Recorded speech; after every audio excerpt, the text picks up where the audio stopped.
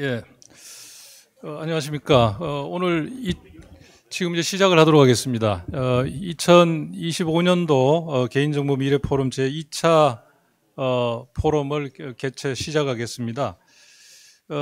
지난 이제 2달 전에 첫 번째 이제 포럼을 개최했고 오늘 두 번째인데요. 이제 2달에 한 번씩 저희들 하다 보니까 2달이 굉장히 짧은 것 같기도 하고 긴 것도 같기도 합니다. 또 이 2달 중에 뭐 엄청난 일이 생기기도 해서 저희들이 회의를 한번 할 때마다 뭐 늘 이제 새로운 일을 가지고 이렇게 만나게 되는 것 같습니다. 오늘 또 이제 포럼 위원님들, 그 다음에 고학수 개인정보보호위원회 위원장님을 비롯해서 위원회 여러 이제 간부님들 다 참석을 해주셨습니다. 오늘은 외부 인사인 우리 두 분을 모시고 발표를 이제 듣도록 하겠습니다. 먼저 신수용 카카오 헬스케어 연구소장님이 먼저 발표를 하시고요. 그 다음에 박남인 국립과학수석연구원의 연구관님께서 이제 발표를 하십니다. 각 20분씩 발표를 듣고 그 다음에 휴식을 취했다가 전체 토론으로 들어가도록 하겠습니다. 특히 이제 먼저 이제 신수용 연구소장님께서 발표를 하시는데 이게 이제 연합학습을 이용한 의료 데이터 활용해서 카카오 헬스케어의 좀 내부 자료들이 좀 많이 포함되어 있다고 합니다. 그래서 여기 이제 표시가 돼 있는 것처럼 회의 종료 후에 가능하면은 뭐 굳이 가져가는 걸 뭐라고 탓할 수는 없지만 가능하면은 이제 그 좌석에 두고 가시면 좋을 것 같습니다. 아까 뭐 촬영을 해도 되느냐는데 그거는 여기 특별히 언급이 안 돼 있어서 그거는 이제 본인의 양식에 맡기도록 하겠습니다. 그러면은 먼저 신수영 연구소장님 좀 소개를 드리고 발표를 시작하도록 하겠습니다. 예, 안녕하세요. 카카오 헬스케어에 있는 신수용이라고 합니다. 뭐 저렇게 된 게 그냥 회사 방침이 자료를 배포하지 않는다라서 말씀을 드리더니 저렇게 번호까지 매겨서 하셨는데 그냥 양심에 맞춰서 해주시면 뭐 특별하게 사업 비밀은 없고 어차피 많이 발표를 했던 내용이라서 특별한 내용은 없습니다. 그냥 뭐 시간이 없으니 설명을 드리면 될 것 같은데요.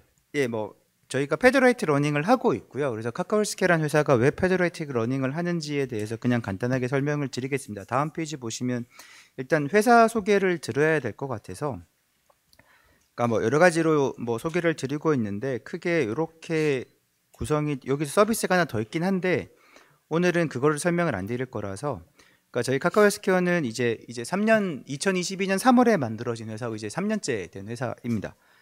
메뉴에 있는 게 저희의 비전 스테이트먼트인데요. 그러니까 기술로 사람을 건강하게 만들겠다라는 모토로 이제 회사를 운영을 하고 있고, 그래서 저희가 테크 컴퍼니냐 그러면은 저희는 테크를 이용을 해서 프로덕트를 만드는 회사다라고 말씀을 드려야 될 것 같습니다. 이 이야기를 왜 드리냐면은 그러니까 저희가 그럼 AI를 만드냐라고 하면 필요한 건 만듭니다만은 저희는 잘 만들어진 LLM을 활용을 하는 회사이지 그냥 원천 SLM을 만드냐 그러면 저희는 그거는 투자는 하지 않고 있습니다.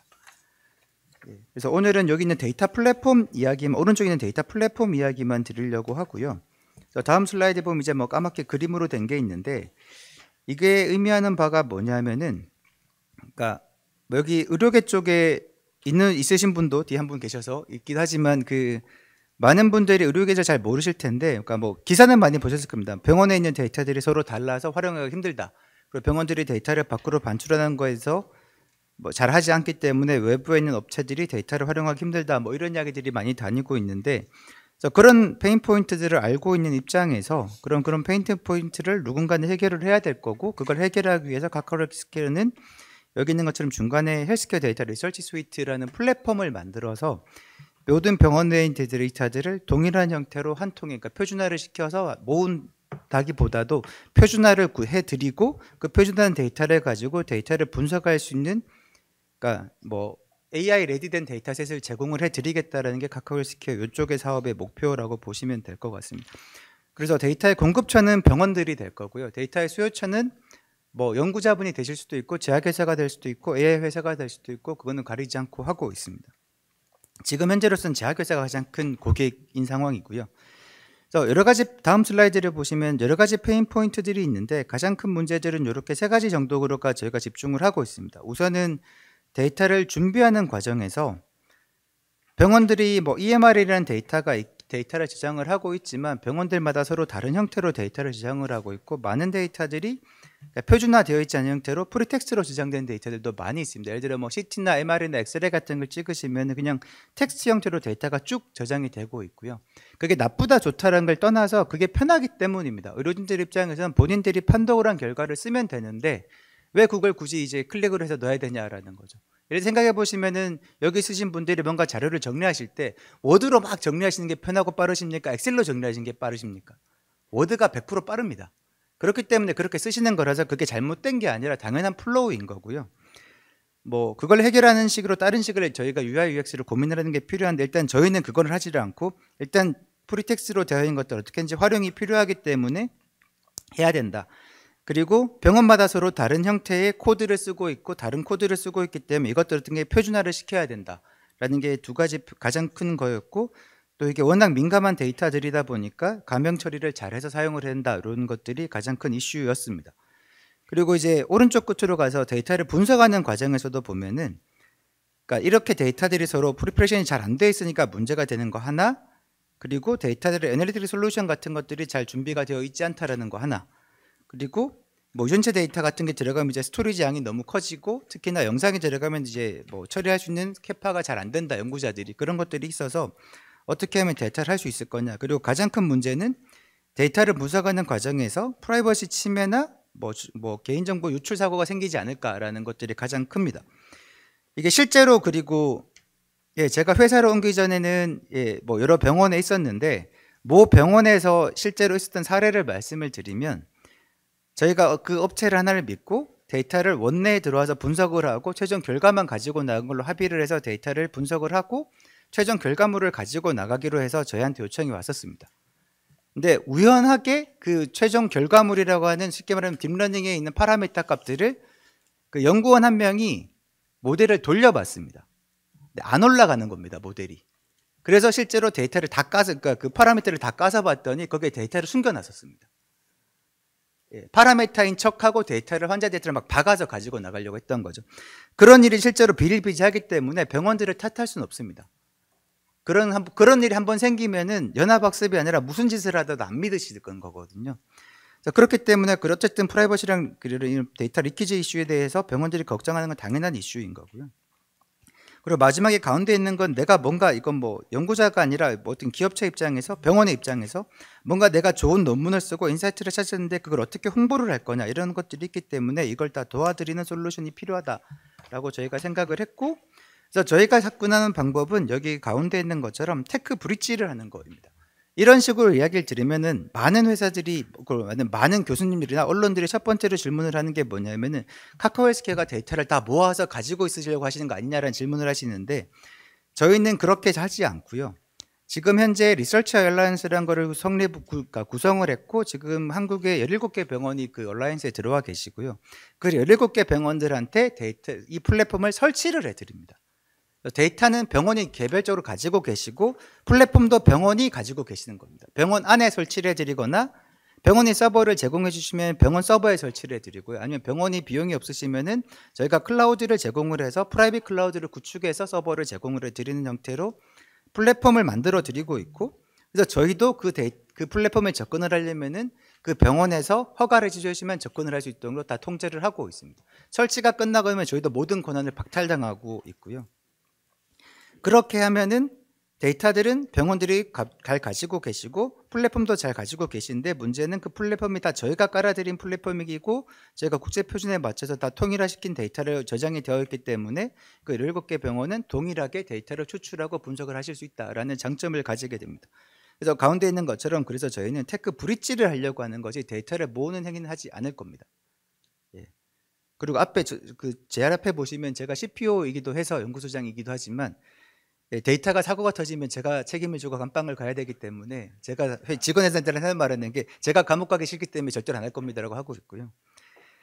그래서 테크 브릿지 역할을 앞에서 말했던 다시 한번 말씀드리면 데이터를 보호를 하고 데이터를 표준화하고 이렇게 하는 작업을 하게 가고 있고, 이 스케일업을 하기 위해서 방금 말씀드린 것처럼 리서치 얼라이언스라는 걸 만들어서 지금 현재 17개 병원이고 올해 몇 개 병원이 더 추가될 예정이고요. 그 이후로는 뭐 외국에 있는 병원들이랑 컨택을 해서 이 플랫폼을 확장을 하려고 준비를 하고 있습니다.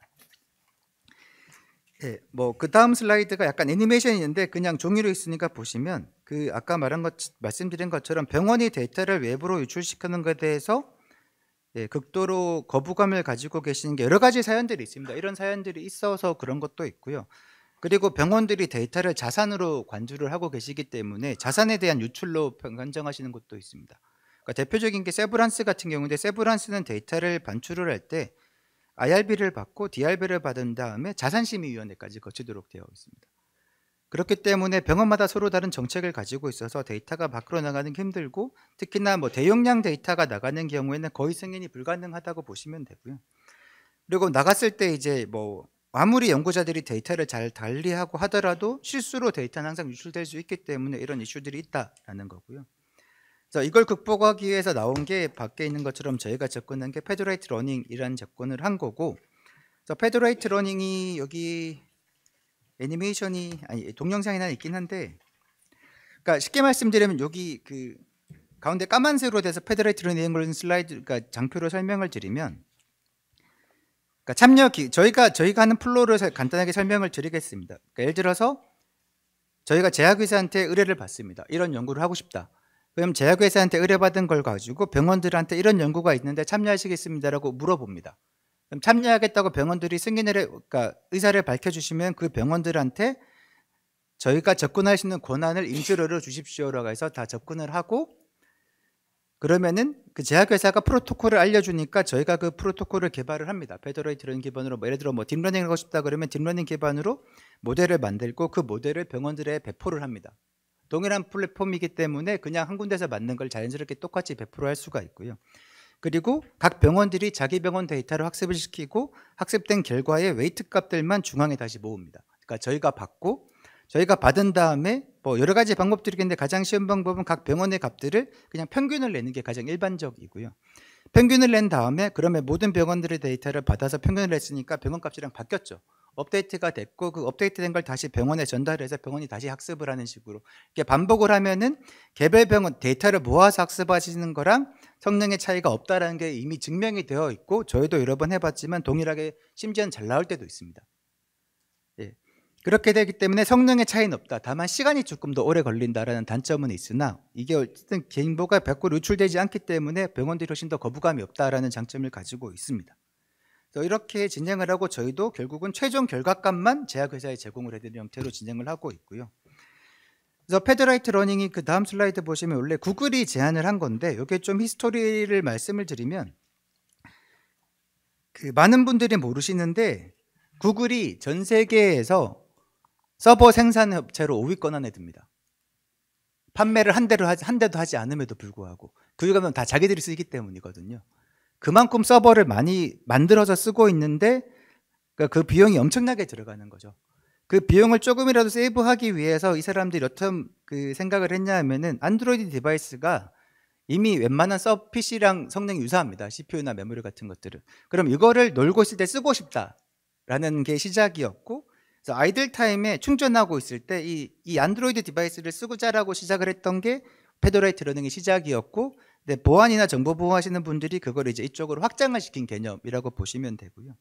그래서 원래는 여기 있는 것처럼 왼쪽에 지금 크로스 디바이스였습니다. 디바이스 단에서 학습을 시키고 그걸 만들어서 합쳐서 하는 게 크로스 디바이스로 시작을 했던 게 페더레이트 러닝이고, 그게 이제 정보 보호로 넘어가면서 소위 말하는 이제 뭐 프라이버시 인핸싱 테크놀로지 하나의 개념으로 들어오면서 크로스 사일로라는 개념으로 확장이 된 거고, 그래서 구글은 이 두 가지를 다 중요시하게 생각을 하고 있습니다. 예, 크로스 디바이스를 쪽으로 하자라고 구글 쪽에서 계속 저희한테 요청이 오고 있는 중이고요. 이렇게 진행을 하고 있고, 요 다음 슬라이드가 저희가 하고 있는 예시를 하나 동영상으로 만든 건데 뭐 이렇게 하고 있다라고 이해하시면 될 것 같고요.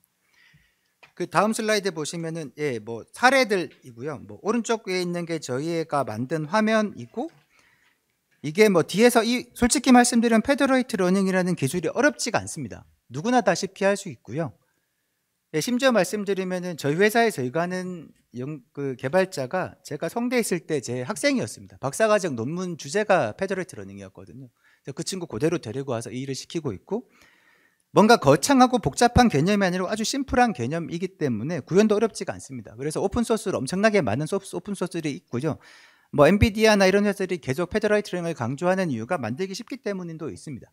근데 저희가 그냥 다만 좀 특이한 거는 저희가 구글이랑 워낙 일을 많이 하고 있고 그렇다 보니까 구글이 원래 페더라이트 러닝을 제안한 회사이다 보니 구글이 이제 텐서플로우라는 자기들의 딥러닝 그 프레임워크를 갖고 텐서플로우 페더라이트라는 걸 만들었는데 아무도 안 쓰고 있었습니다. 아주 불친절하거든요, 라이브러리가.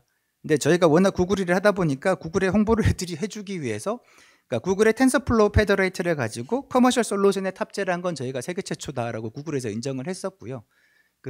뭐 말씀을 드릴 수 있는 비하인드를 보면 저희가 최초일 수밖에 없는 비하인드가 좀 있습니다. 예. 잘 안 들어가서 라이브러리 자체를 막 구글이랑 해서 그 개발자랑 직접 막 고치고 그랬었거든요. 예, 그래서 뭐 몇 번 발표도 했고 뭐 저희가 원래는 논문을 쓸 생각이 없어도 논문을 안 쓰고 있었는데 일단은 제약회사랑 영업을 하기 위해서 원래부터는 논문을 조금씩 준비를 하고 있는 상황이고요. 그래서 뭐 구글이랑 일을 하다 보니까 그 다음 슬라이드 장표를 보시면 이제 구글에서 이렇게 그러니까 커스터머 케이스 리포트 같은 걸 발간을 하는데 거기에 이제 저희가 연합학습을 가지고 한다라고 해서 영문이랑 뭐 영어로 한국어로 다 리포트가 올해 초에 나갔고 뭐 동영상도 이제 스니펫을 만들어서 자기들이 홍보를 하고 있고요. 여러 가지로 작업을 하고 있습니다. 여기 뭐 고려대학교 송성근 교수님이랑 이화의료원의 조두상 교수님 같은 경우는 같이 이 프로젝트를 하셔서 병원 쪽에서 참여한 병원으로 쿼터를 따주신 거고요. 그리고 마지막으로 제가 하나만 더 설명을 드리고 싶은 게 많은 분들이 또 여기는 제가 듣기로 뭐 이렇게 변호사분들이 많다고 해서 조금 다를 수도 있는데 IT 하는 분들 중에 오해를 하시는 게 잘 모르고 말씀하시면 그러니까 분산 컴퓨팅이라는 개념이 있습니다. 디스트리뷰티드 컴퓨팅이라는 개념이 있는데 그거랑 연합학습이랑 뭐가 다르냐라고 많이 이야기를 하시거든요. 그러니까 연합학습 페더라이트 러닝이 그러니까 디스트리뷰티드 컴퓨팅의 하나의 개념은 맞습니다. 하지만 디스트리뷰티드 컴퓨팅은 리소스를 최적화하는 게 최고의 목적입니다.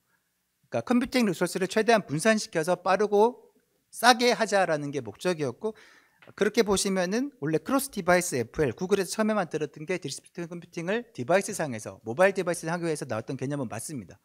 하지만 최근에 나오는 페더라이트 러닝에서 PET라는 개념으로 쓸 때는 그러니까 분산 컴퓨팅보다는 개인정보 보호 쪽에 조금 더 포커싱이 된 완전히 어떻게 보면 새로운 하부 영역으로 만들어졌다. 그래서 두 개는 약간 결이 다른 이야기가 돼버렸다라고 말씀을 드리고 싶습니다. 이 이야기를 왜 드리냐면은 저희 CEO님이 꼭 이야기를 하라고 하시더라고요.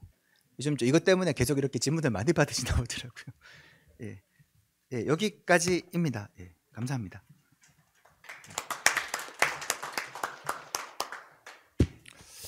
예, 아마 이게 자료가 이제 파일로 해가지고 조금 뭐 동영상이 구현되고 그랬으면은 이제 실제 하는 게 조금 더 잘 이해가 됐을 것 같은 그런 좀 아쉬움이 좀 있습니다만은 이따가 아마 좀 질문이 나오면은 다시 설명을 상세하게 해 주실 것으로 생각이 됩니다. 아마 시간 제약상 딱 시간을 맞춰서 이렇게 발표하시느라고 그렇게 끝난 것으로 이해를 하겠습니다. 바로 이어서 우리 박남인 연구관님의 이제 발표를 듣겠는데요. 일단 뭐 소개를 좀 드리고 그 다음에 시작을 하시면 되겠습니다. 네, 안녕하십니까. 국립과학수사연구원 디지털과 AI 기술개발 연구실에서 근무하고 있는 박남인 연구관입니다. 금일 제가 발표할 내용은 보이스피싱 관련된 내용인데 전체적으로 제 설명을 들으면 지금 개인정보 관련돼서 어떤 일을 하고 있구나 설명이 되실 겁니다. 일단 자료는 좀 애니메이션, 그러니까 좀 쉽게 이해해드리기 위해서 좀 그림 위주로 좀 준비를 했습니다. 일단 뭐 제목으로는 뭐 지긋지긋한 보이스피싱 범죄, 이젠 실시간으로 막는다라는 거고요. 뭐 가제로는 이제 가명 처리된 보이스피싱 통화 데이터를 통신사에 제공함으로써 실시간 위험 감지 문자 서비스를 지원한다라는 내용입니다. 먼저 보이스피싱은 2006년도에 그 범죄가 첫 보고가 되었는데 뭐 계속 꾸준히 증가하고 있습니다. 그래서 국가수는 이런 보이스피싱 범죄에 대응하기 위해서 2015년도에 금융감독원과 MOU를 통해서 국민들이 신고한 데이터를 주기적으로 금융감독원으로부터 데이터를 받고 있었습니다. 그래서 2016년부터는 본격적으로 저희가 보이스피싱 데이터베이스를 구축을 하고 했고요. 그 다음에 그 관련된 기술 개발을 연구를 시작했습니다. 그래서 이드메인 2017년도에는 보이스피싱 데이터베이스를 기반으로 해서 그 미제 사건을 최초로 해결한 그 바가 있고요. 특히나 23년도에는 저희가 세계 최초 보이스피싱 음성 분석 모델을 개발을 해서 경찰망에 이 시스템을 탑재를 했거든요. 그래서 그 결과로는 성매매 협박형 보이스피싱 조직 51명을 검거하는데 큰 일조를 거뒀습니다. 지금 말씀드린 이 부분이 사실 개인정보와는 관련이 없어요. 왜냐하면 저희는 수사를 지원해드리는 입장이기 때문에 개인정보를 다 그러니까 음성 데이터를 직접 다루고 하는 기관입니다. 이렇게 저희가 노력을 많이 했음에도 불구하고 뭐 여전히 계속해서 이제 보이스피싱 전화는 오고 있을 겁니다. 사실은 추진 배경으로는 뭐 2021년, 22년, 23년, 24년 뭐 매년 뭐 어떤 홍보라든지 그리고 뭐 보이스피싱 예방책이 나오긴 하지만 실질적으로는 이게 효과가 없었습니다. 2022년도에 비해서 23년도 오히려 35.4% 이제 보이스피싱 피해액이 증가했고요. 저희는 이제 사실 이거를 국민들께서 조금 안심할 수 있는 그 예방책을 고려를 한 게 바로 이겁니다. 이렇게 통화 내용을 실시간으로 디바이스에서 그 음성 인식을 통해서 온 디바이스에서 처리를 해서 이걸 실시간으로 피해자에게 알림을 준다면 이보다 더 효과적인 그 예방책은 없을 거다라고 생각을 했습니다. 그래서 2024년 3월에 저희가 보이스피싱 데이터가 지금 현재는 24,000건 정도 확보가 됐는데 작년 기준으로 말씀드리면 보이스피싱 음성 데이터 21,000개를 전부 이제 그 저희가 보유하고 있는 음성인식 엔진을 통해서 전부 다 스크립트로 변환했습니다. 그런 변환을 하면 사실 저기 그 중간에 보이는 박스와 같이 실제 이름들이 이제 들어가게 되잖아요. 이름들이 들어가게 되면 사실 통신사나 제조사에서 이런 데이터를 활용할 때 이게 개인정보가 그대로 유출이 되기 때문에 저희는 이것들을 가명 처리를 다 했습니다. 좀 민감한 데이터에 대해서는 그냥 전부 다 별표 처리, 그 에스터릭스 처리를 다 했습니다. 이 부분은 인터넷진흥원의 가명 처리 지원 제도를 저희가 활용을 해서 다 처리를 했고요. 21,000건에 대해서 완료를 했고, 그리고 실질적으로 24년 8월에 가명 처리된 데이터가 통신 3사에 제공이 완료됐습니다. 뭐 이런 모든 과정에 있어서 개인정보보호위원회에서 이제 그 저희가 사실 이게 가명 처리된 데이터를 제공하는 게 처음이라서 모든 단계에서 이제 개인정보보호위원회에서 도움을 많이 주셔서 저희 기관에서 이제 처음으로 이제 데이터가 직접 그 기업으로 나간 최초의 사례입니다. 그래서 뭐 데이터는 뭐 보시는 바와 같이 네, 여보세요? 뭐 이렇게 실시간으로 표시가 됩니다. 실시간으로 다 여보세요? 저희가 네? 되시죠? 네. 네, 안녕하십니까. 저는 서울중앙지검의 수사관입니다. 이게 지금 네. 저희 엔진으로 실시간으로 이제 네, 다름이 아니고요. 시 앞으로 개인정보 전사된 유출 결과인데요. 사건 때문에 몇 가지 사실 확인차 연락드렸거든요. 잠시 통화 가능하십니까? 뭐 이런 식으로 돼 있는 것들을 오른쪽에 보시는 바와 같이 이름 같은 경우에는 PS 네임 이런 식으로 태깅을 다 해놨습니다. 그리고 어드레스 같은 경우에 뭐 예를 들어서 뭐 대구 달서구 출신 뭐 이렇게 되면은 PS 어드레스라고 다 이제 표시를 다 마킹을 다 해놨고요. 그리고 숫자 같은 경우에는 에스터리스크 처리를 다 완료를 했습니다. 이렇게 처리된 거는 저희가 그 21,000개에 대해서 전수조사를 다 해서 이게 그 혹시 그 개인정보 처리 마스킹이 잘 안 된 게 있는지 일일이 다 그 숫자 거부로 전수조사를 했고요. SKT는 아시다시피 이제 에이다 서비스, KT는 후후 서비스, LG 플러스에서는 이시우 서비스라고 하는 그 플랫폼에 다 탑재가 돼서 이제 AI 탐지 모델을 개발할 수 있도록 저희가 자원을 지원해드리는 그런 역할을 했습니다. 그래서 실제로 저희도 한번 해봤습니다. GPT 같은 데다가 가명 처리된 데이터를 집어넣어서 아래 박스와 같이 해당 대화 내용이 보이스피싱의 가능성이 있는가라고 질문을 하면 요새 나오는 LLM이 잘 대답을 해줍니다. 뭐 보시는 바와 같이 지금 보이스피싱 핵심 포인트 기간 사칭을 했고 개인정보 언급 및 확인 유도를 했고 심리적 압박 유도해서 시간 끌며 신뢰를 형성해서 이거는 보이스피싱의 가능성이 매우 높다라는 이제 결과를 도출할 수 있는데요. 기업에서는 이게 핸드폰 디바이스에서 이런 것들이 실시간으로 처리돼서 사용자에게 알림을 주는 이제 그런 AI 모델, 그러니까 소규모 언어 언어 모델, LLM 라지 모델이 아니고 스몰 모델을 이제 탑재를 해서 소비자들한테 선보이고 있습니다. 근데 이제 여기서 좀 저희가 좀 문제라고 볼 수 있는 것들이 뭐냐면, 이게 그 음성 데이터 자체도 이제 개인정보거든요. 그래서 정보 주체 수발신자에게 제3자 동의를 받아야 되는데, 사실 금감원에서 저희 쪽에 이제 국민들이 금감원에 신고할 때는 피해자들은 개인정보 동의를 했는데 범죄자들은 개인정보 동의를 하지 않는 상태이기 때문에 그게 항상 문제가 되더라고요. 그래서 이게 원본 데이터 제공이 안 된다라고 이제 있어서, 저희가 사실은 원본 데이터를 통신사에 제공하는 게 가장 깔끔합니다. 그러면 더 확실한 데이터를 그쪽에선 받아볼 수 있고 더 성능이 뛰어난 자료를 받아볼 수 있는데, 사실 그렇지 못하고 지금 현재는 실증 특례를 통해서 저희가 좀 제한적으로 좀 접근하는 방법이 접근하고 있거든요. 첫 번째는 이제 문제가 정보 주체 양쪽 다 제공 동의를 받지 않았다라고 해서 저희가 음성 데이터를 못 드리고 텍스트 변환한 이유입니다. 그 이유가. 그래서 뭐 실제로 금감원, 검찰, 경찰에서 신고된 데이터를 제3자에 제공한다? 이거 위법이에요. 지금 현행법상은 이게 안 된다고 하더라고요. 저희 국가수 역시 마찬가지로 저희는 뭐 연구 목적이나 수사 목적으로 이 데이터는 보관하고 있을지언정 얘가 제3자 동의 없이 그냥 나가는 거 역시 마찬가지로 안 됩니다. 그래서 저희가 그 개부위에서 이제 의견 주시고 저희도 생각해낸 게, 이거를 그러면 텍스트를 변환을 하면 텍스트 변환을 하는 순간 그 데이터 주체가 국가수로 기속이 된다고 하더라고요. 그리고 나서 걔를 감형 처리를 해서 제3자에게 주면 감형 처리했을 때 드리면 이건 문제가 되지 않는다라고 이제 저희가 개부위에서 해석을 해주셔서 저희가 이렇게 진행을 하고 있습니다. 그리고 두 번째 장애 요인이라고 볼 수 있는 것들이, 지금 저희가 2015년부터 금감원 데이터를 받았는데 사실은 이게 국민들께서 신고는 금감원에 하고 또 피해가 발생하면 경찰에 신고하고 또 이렇게 중구난방으로 데이터가 산재되어 있는 그런 그렇게 돼 있거든요, 현실은.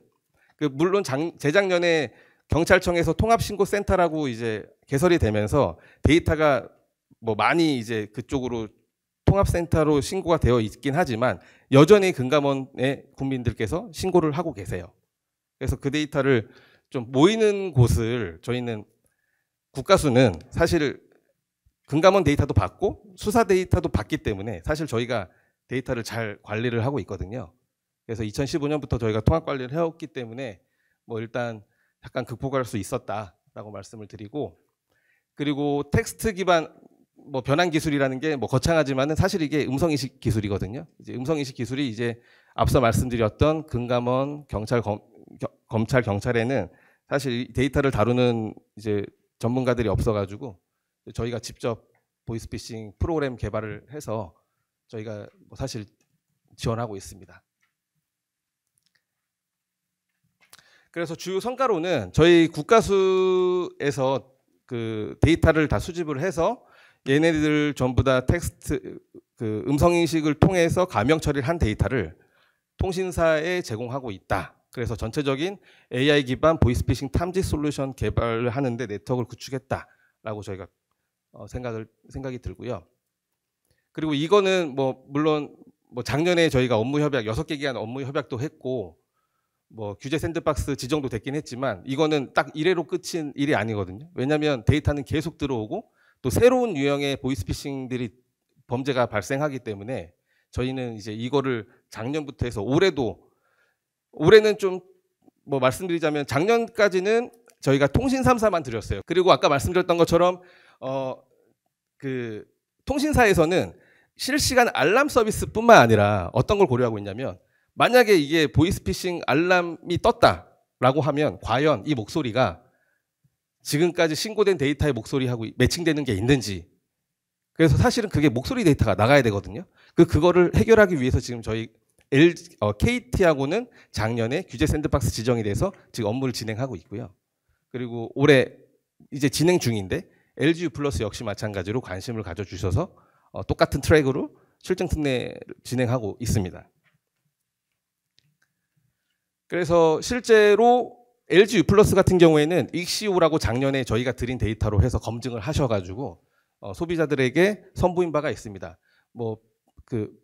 KT네요. KT하고 LG 플러스. 그래서 실제로 이쪽 저희가 문의를 했을 때 2주 만에 다운로드 횟수가 몇천 건이 몇십만 건이 넘었다라고 이제 또 홍보도 많이 하시고 실제로 검출된 사례도 좀 있었다라고 이제 저희 쪽에 말씀을 해주셨는데요.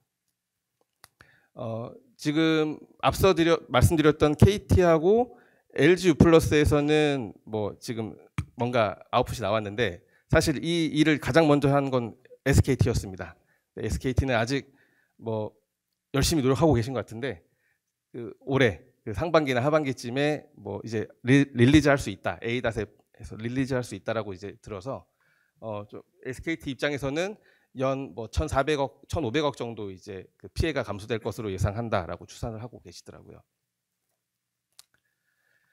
향후 계획으로 말씀드리자면 저희가 지금 이게 일회성이 아니고 계속 드린다고 했잖아요. 근데 지금까지 저희가 이 모델이 성공적으로 개발이 되려면 사실 전사가 잘 돼야 됩니다. 음성 인식이 잘 나와야 되는데 저희가 가지고 있는 음성 인식기는 사실 통신사 그들의 니즈에 맞지 않을 수 있기 때문에 저희가 지금 이번에 올해부터 하고 있는 거는 각 통신사에서 가지고 있는 음성 인식 엔진을 저희 쪽에 주시면 저희는 그 해당 기업에 맞게끔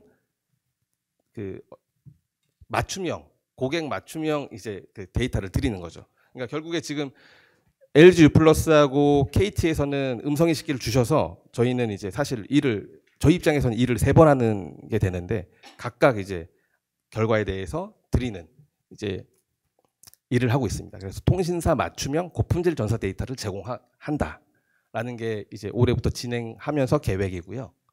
그리고 실증 특례를 통해서 범죄자 음성을 활용하겠다라는 게 KT는 작년에 수행을 해왔고 LG U+에서는 올해 4월에 이제 신청을 과기부 쪽에 냈습니다. 그렇게 함으로써 보이스피싱 선제적 피해를 차단하겠다라는 게 저희 이제 계획입니다. 그리고 이거는 이제 저희 기관에서의 약간의 욕심이 이 보도 자료는 다른 게 아니고요. 저희가 이제 오른쪽에 보시면 이렇게 공무조정실에서 보이스피싱 TF팀이 이렇게 구성이 돼 있는데 사실 저희 일을 되게 잘할 수 있는데 저희가 없더라고요. 그래서 저희가 이게 예를 들어서 이게 한 2, 3년 전부터 구성이 돼서 이제 해왔던 걸로 알고 있는데 저희가 아이디어도 되게 많고 이제 정책적인 거 이외 정책적인 건 저희가 잘 못하지만은 기술적인 거는 저희가 좀 많이 도움을 드릴 수 있거든요. 그래서 욕심이다라고 하면은 저희가 어떻게 해서든 좀 비집고 들어가서 저희 책임자의 저희 과장님 이름 올리는 게 제 목표입니다.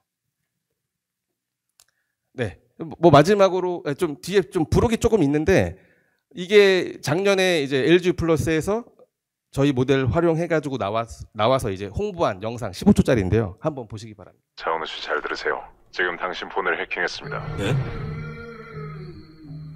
지금 불러주는 계좌로 바로 입금하지 않으면 당신의 보이스피싱 위험을 알려주는 익시오. 이런 AI 에이전트 U+는 기본이지.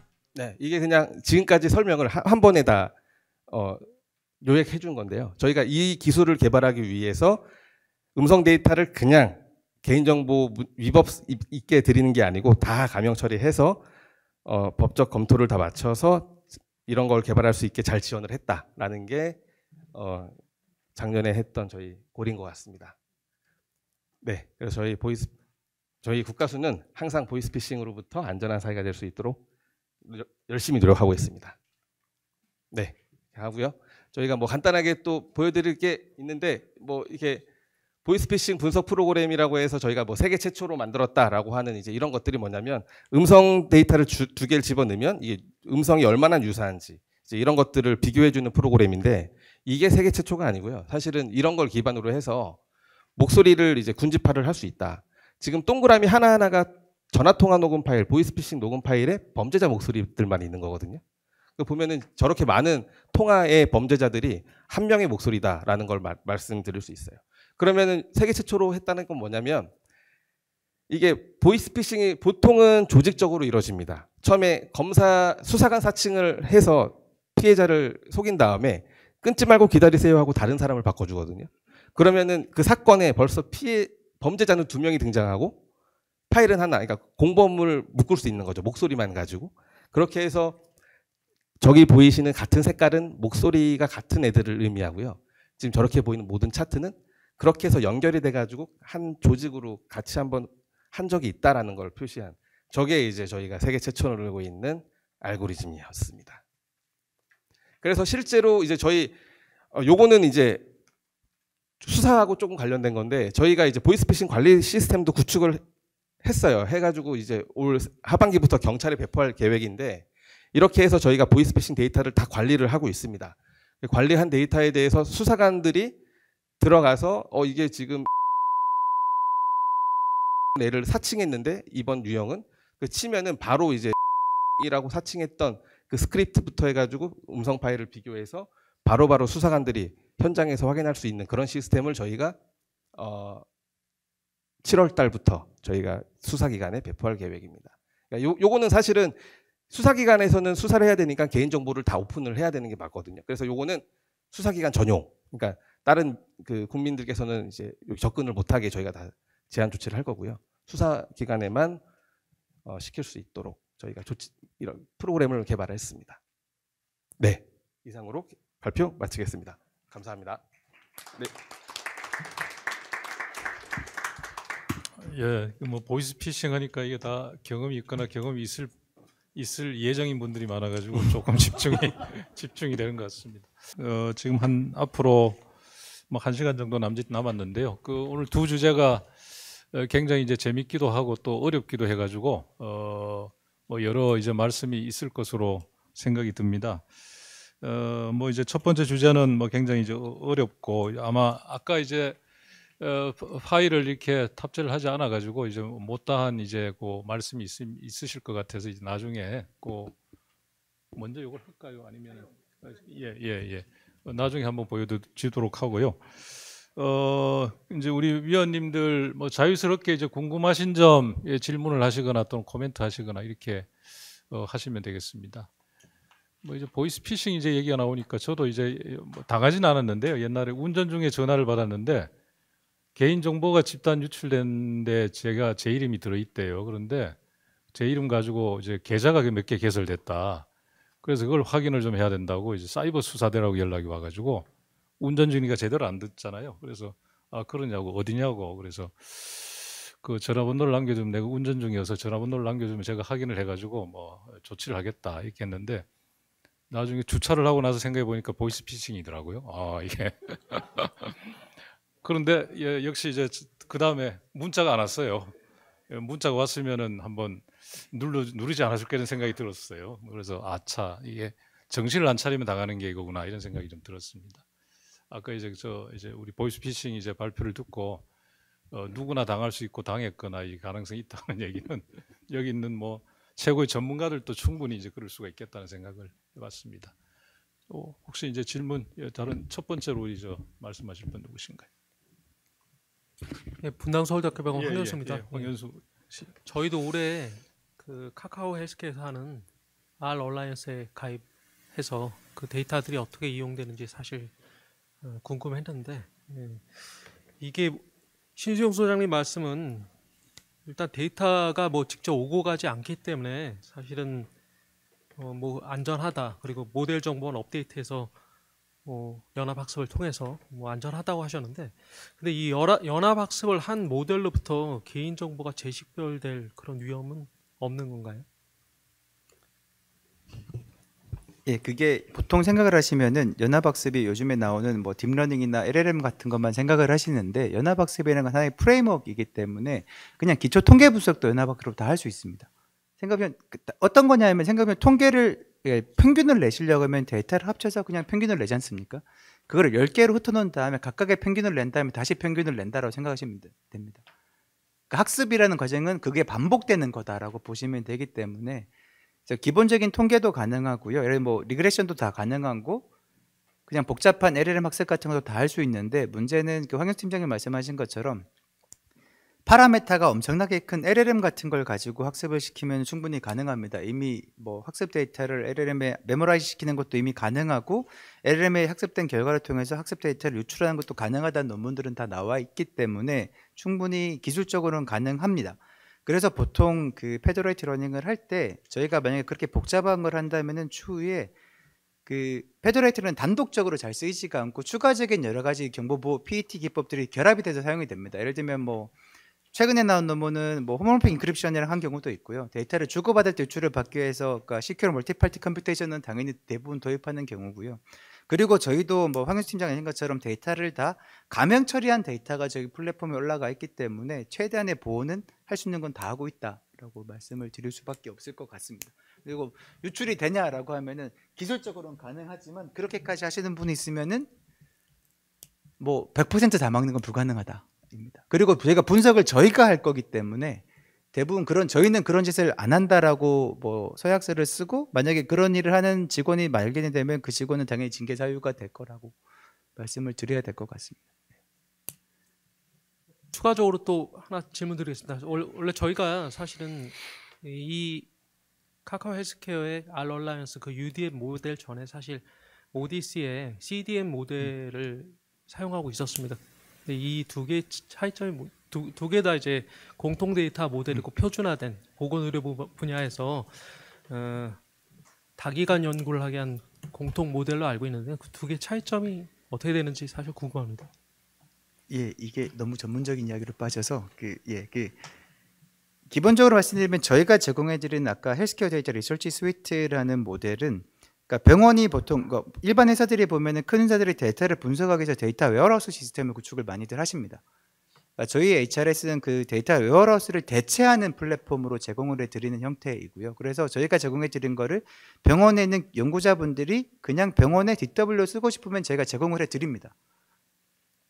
근데 아까 말했던 CDM이라고 하는 거는 보통 이제 연구를 위해서 아주 특화된 데이터의 일부 형태만 표준화시켜서 가지고 있는 데이터 세트인 거고 저희가 제공해드리는 데이터 세트는 그것보다 훨씬 큰 병원이 가지고 있는 데이터를 거의 전수를 다 연구용 데이터는 전수자 변환을 해서 제공을 해드리기 때문에 저희 거에서 CDM으로 변환하는 작업을 지금 가이드를 만들어서 분단 거를 변환을 하는 작업을 알려드릴 겁니다.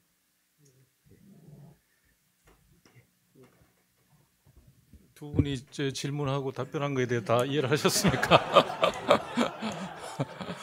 두 분만 질문하고 두 분만 답변을 하셔가지고요. 요걸 조금 더 중립적인 분이 조금 설명을 좀 해주시죠. 이 말씀이.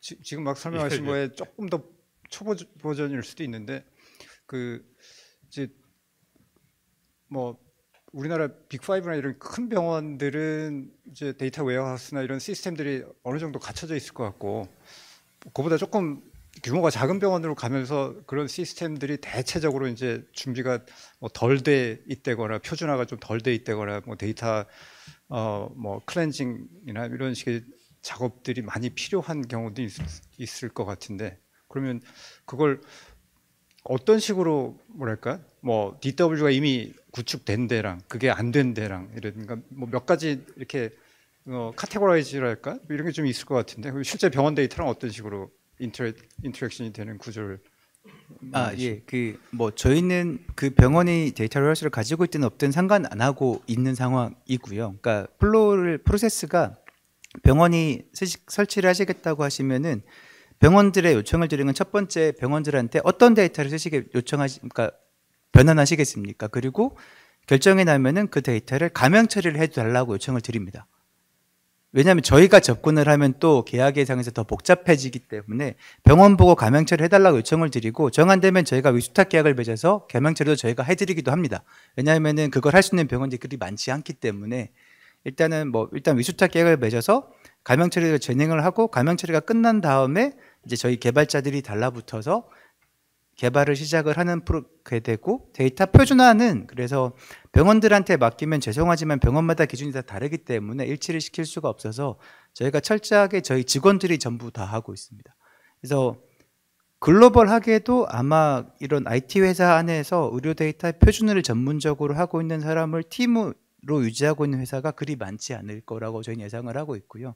그런 전문 스타트업들은 외국에 몇 개 있습니다만은 대기업들 중에서는 국내에는 없고 외국에도 그렇게 많지 않은데 일부러 저희가 그거를 데이터를 철저하게 표준화하고 퀄리티를 유지하기 위해서 내부 직원들이 다 하고 있습니다. 그리고 검증만 병원들한테 요청을 드리는 상황입니다.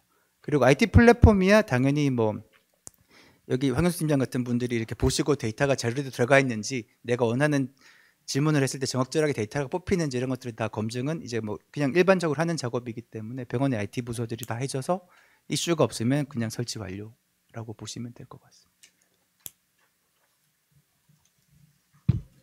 예, 역시 저 우리 위원장님만 지금 질문을 하시고 정확히 이해를 하시고 질문하신 것 같습니다. 저도 질문 하나만 해도 예, 될까요? 예. 네, 이승민입니다. 예. 저는 박남인 박사님께 간단히 여쭤볼 게 있는데요. 그러면 지금 알뜰폰은 안 되는 거네요? 네, 지금 현재 알뜰폰은 고려 대상이 아닙니다. 네, 그리고 그다음에 지금 실증 특례하고 있는데 그러면 어떤 법, 이게 결국은 실증 특례는 한정적이니까 나중에 법을 바꿔야 되잖아요. 네네. 그래서 어떤 법을 어떻게 바꾸려고 하는 계획이 있으신지 좀 여쭤보고 싶고요. 네네. 네, 그다음에 하나만 더 하면 이거는 약간 박사님께서 대답하실 상황은 아니실 것 같긴 한데 피의자 신상공개제도도 있고 성범죄자 신상공개제도도 있는 상황이니까 향후에는 보이스피싱에 대해서도 목소리 공개 제도를 마련을 해서 뭐 우리 위원회에서 하시든가 뭔가 그런 제도도 생각해 볼 수 있을 것 같은데 하여튼 말씀 부탁드립니다. 네. 일단 저희 실증 특례는 그 실증 특례를 하게 된 목적은 저희가 원래는 이제 LNM 통해서 이제 알람 문자만 줬다가 특정 통신사에서 이거 말고 좀 그 목소리까지 같이 좀 경고를 주면은 좀 확실할 것 같다라고 해서 하셨던 건데 이게 그 실증 특례의 범위가 원래는 목소리 데이터가 가는 게 제일 좋거든요. 근데 사실 목소리 데이터가 직접 가게 되면 지금 뭐 가명 처리든 뭐든 할 필요가 없는 거죠. 그냥 목소리가 가면 그냥 끝나는 거니까. 근데 우려하셨던 것처럼 실증 특례에 이제 목소리가 직접 가는 건 아니고요. 그 기업에서 그 화자 인식기 모델을 다 가지고 있습니다. 기업 특유의 그 고유의 기술들을 가지고 있거든요. 그러면 그 모델을 저희 쪽에 주세요. 주시면 저희는 그 모델에 맞게 음성 데이터를 통과시켜서 특정 고유 이제 값만 뽑아서 드리는 거거든요. 이 값은 절대 변환돼서 목소리로 다시 돌아가지 못합니다. 그러니까 비가역적인 그 넌리니어 모델을 통과시키는 거기 때문에 100시간짜리가 들어가도 1KB, 뭐 300시간짜리가 들어가도 1KB. 그 1KB로 어떻게 300시간 만들어낼 수 있냐? 이거는 사실 완전 불가능한 일이거든요.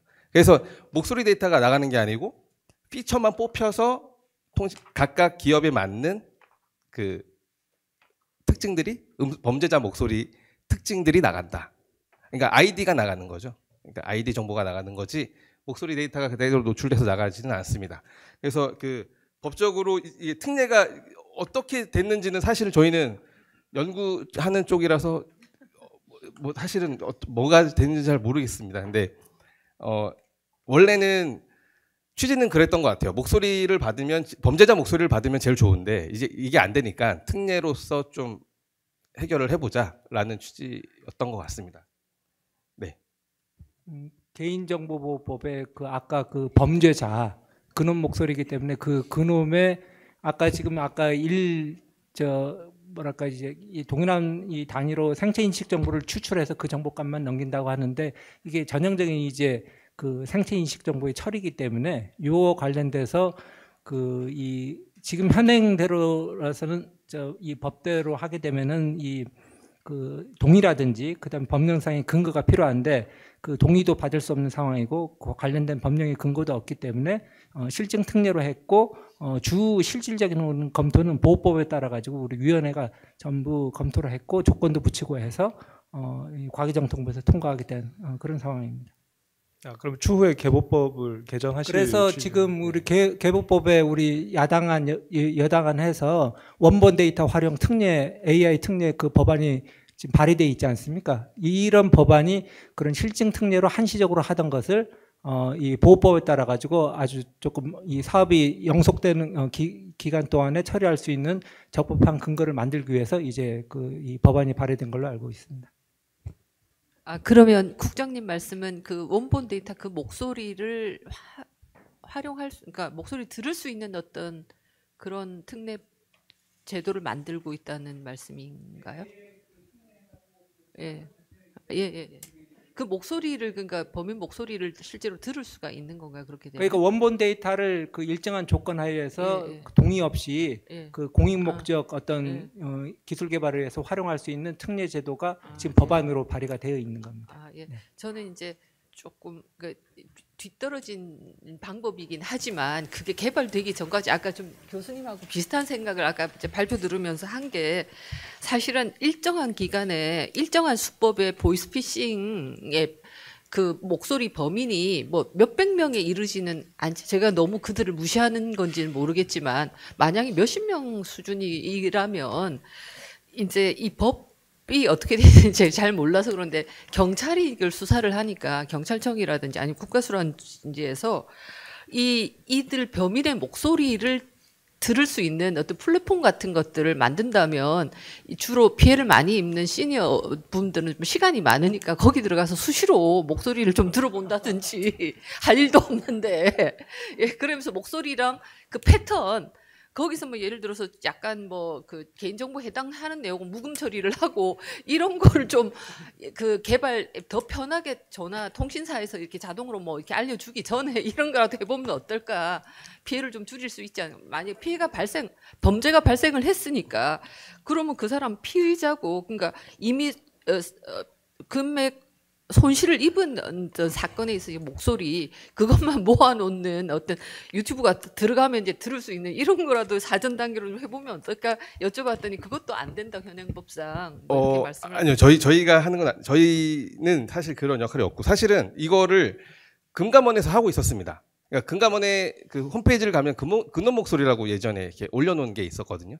그걸 어떻게 한 거냐면 저희 쪽에 데이터를 주시기만 하면은 사실은 MOU가 안 되잖아요. 그래서 저희가 좀 이거를 좀 그 보답할 차원으로 목소리를 주시면 저희가 분석을 해서 이 중에 사기를 가장 많이 쳤던 목소리를 해서 저희가 공개 이렇게 회신을 드리면 금감원에서 이제 그거를 이제 명절 때 이제 특히 그 1년에 2번 상반기 하반기 나눠서 그 명절 때 좀 보이스피싱 범죄가 쫙 몰리거든요.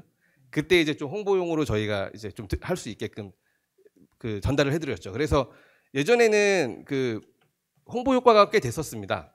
근데 이게 아무래도 그 국민들한테 홍보도 잘 안 되고 막상 개설했는데 뭐 이렇게 보는 사람들만 보고 이제 이래서 유명무실해져서 약간 이제 그리고 데이터 수집하는 것도 통합신고센터로 옮기다 보니까 이제 그런 기능들이 조금 많이 축소됐던 것 같은데 그거는 네, 좀 나중에 좀 더 알아보도록 하겠습니다. 네. 근데 그 죄송한데 그게 범죄자의 정보를 제3자 제공하는 게 현행법상 안 된다라는 기본적인 판단인 것 같은데 그게 제3자 제공에서의 예외 사유에 해당한다라고 볼 수는 없는 건가요? 정당한 이익이나 아니면 범죄 수사 같은 예외 요건들이 있는데 그 경우를 충분히 해석이 저는 가능하다고 보이는데 그게 그렇게 엄격하게 판단된 이유가 혹시 있을지 잘 모르겠습니다. 이게 지금 제가 좀 하나 말씀드리자면 이게 사실은 범죄자의 목소리이긴 한데 그 신고된 데이터들이 마냥 보이스피싱 신고된 그 보이스피싱 조직의 목소리가 아니거든요. 그러니까 쉽게 얘기해서 이런 겁니다. 통신사에 진짜 상담원이 전화를 했는데 내가 느끼기에 이게 보이스피싱 같아. 이래서 신고한 경우가 있습니다. 종종 있어요. 그런 케이스가. 그러면 사실은 이거를 어떤 기준으로 이게 지금 목소리가 보이스피싱인가 저희도 헷갈리거든요. 이 내용으로 봤을 때 저리로 대출해 준다던데 이게 보이스피싱인가? 라는 좀 의심이 들 때가 좀 있기 때문에 그런 것들은 사실 저희가 이번에 실증 특례를 할 때 그런 목소리들에 대해서는 전수조사하면서 다 지워버렸습니다. 그러니까 약간이라도 확실하지 않은 것들에 대해서는 우려가 있기 때문에 일일이 다 들으면서 지금 다 지우고 있거든요. 근데 활용하는 목적 자체가 범죄자는 당연히 인지 아닌지 명확하게 알 수 없는 상태에서 하긴 하는 거죠. 네. 그렇긴 하지만 그건 목적 자체가 정당한 이익에 포섭될 수 있지 않을까라는 생각이고 왜냐하면 보이스피싱을 방지하기 위한 목적으로 사용하는 거니까. 그다음 밑에 범죄 수사가 있는데 범죄 수사가 용의자가 명확하게 범죄자가 아닐 수 있죠. 근데 범죄 수사를 하기 위해서는 그거를 보이스피싱이 아닌지에 대한 확인하는 과정에서 활용할 수 있으니까 그거는 예외적인 각고의 사유로 볼 수 있지 않을까라는 생각이 들어서 혹시 실증 특례를 하면서 그 논의까지 많이 돼가지고 된 건지에 대한 의문이 조금 있었습니다. 이게 저 하나 말씀드리자면 이런 것들이 있었더라고요. 이게 그 보이스피싱 범이 맞아요. 맞는데 얘가 잡혀가지고 형을 살았던 앤지, 그러니까 그 형을 살아서 처벌을 받은 거죠. 그랬을 때 이 데이터베이스에서 뭔가 그 법원이라든지 저희 쪽에 와가지고 이 목소리는 형을 받은 애입니다라는 이제 그런 결정이 저희 쪽에 통보가 된다든지 이러면은 사실 저희가 다 제거할 거 제거해서 하는데 사실 그런 정보들을 전혀 정보가 없거든요. 그러니까 그 보이스피싱 그 조직 중에 어떤 목소리는 형을 살고 나온 민간인일 수 있는 거죠. 범죄자가 아닌 경우가 있기 때문에 그런 측면에서 봤을 때 이게 그런 것들을 좀 고려를 한다면 그 정보에 대해서는 개인정보 보호를 받아야 되는 게 아닌가 싶기도 하고요. 네, 그래서 간단히 말씀드리면은 그 박 변호사 얘기하는 거는 그러니까 예를 들어 수사 목적으로 쓰는 거, 수사 목적으로 쓰는 거는 이 관련법에 근거가 있기 때문에 목소리 생체 정보를 그냥 쓰든 아니면 생체 인식 정보를 추출해서 쓰든 그냥 이제 이 우리 국가수 같은 데서 언제든지 쓰는 거고요. 그래서 그거는 쓰는데 문제가 없고 또 생체 그냥 그런 목소리 음성 정보 자체도 아까 필요하다면은 그 긴급성이라든지 아까 급박한 필요라든지 이런 것들이 인정이 되면 정당한 이익이나 기타 다른 15조의 적법 처리 근거 갖고서 쓸 수 있는데 지금 문제가 아까 실정 특례에서 문제가 되는 거는 통신사들이 예방 목적으로 해갖고 그런 앱을 개발을 하려서 쓰려고 하는데 그때 반드시 처리가 필요한 게 생체 인식 정보거든요. 그래서 그거는 이제 민감 정보이기 때문에 사실 그 통신사들이 그거를 쓰도록 하는 법령상의 근거는 없고 유일한 근거는 이제 동의인데 동의는 받을 가능성이 없고 그렇기 때문에 실정 특례로 이제 하게 된 겁니다. 아까 쉬는 시간에 한번 제가 여쭤봤는데 기관에서 이렇게 훌륭하신 분이 연구도 하시는 건 굉장히 놀라운 일인 것 같고 기관에서 어떤 것을 하고 있는지 말씀을 들어서 참 좋았었던 것 같은데요. 감사합니다. 두 가지로 좀 나눠서 볼 수 있을 것 같은데 첫 번째는 이제 음성 데이터를 텍스트로 전환해서 활용하는 부분은 가명 처리를 한다고 하면은 가능할 수 있겠다라고 저는 생각했어요. 이 부분 자체는. 그래서 다만 이때도 누가 가명 처리를 하고 그다음에 넘어갈 때 어떤 조치를 취하고 연구 절차가 어떻게 이루어지는지 그게 쟁점이고 그다음에 해당 데이터가 디바이스에서 굴러가기 때문에 그 정도는 큰 문제가 없겠다라고 생각을 했는데 두 번째 음성 데이터는 저로서는 상당히 납득이 안 가는 게 첫 번째는 이게 수사 절차에서 활용되는 굉장히 민감한 데이터거든요. 그다음 두 번째는 음성 데이터입니다. 성문 데이터거든요. 그래서 이 두 가지 벌써 그냥 민감 정보가 아니고 더블 민감 정보거든요.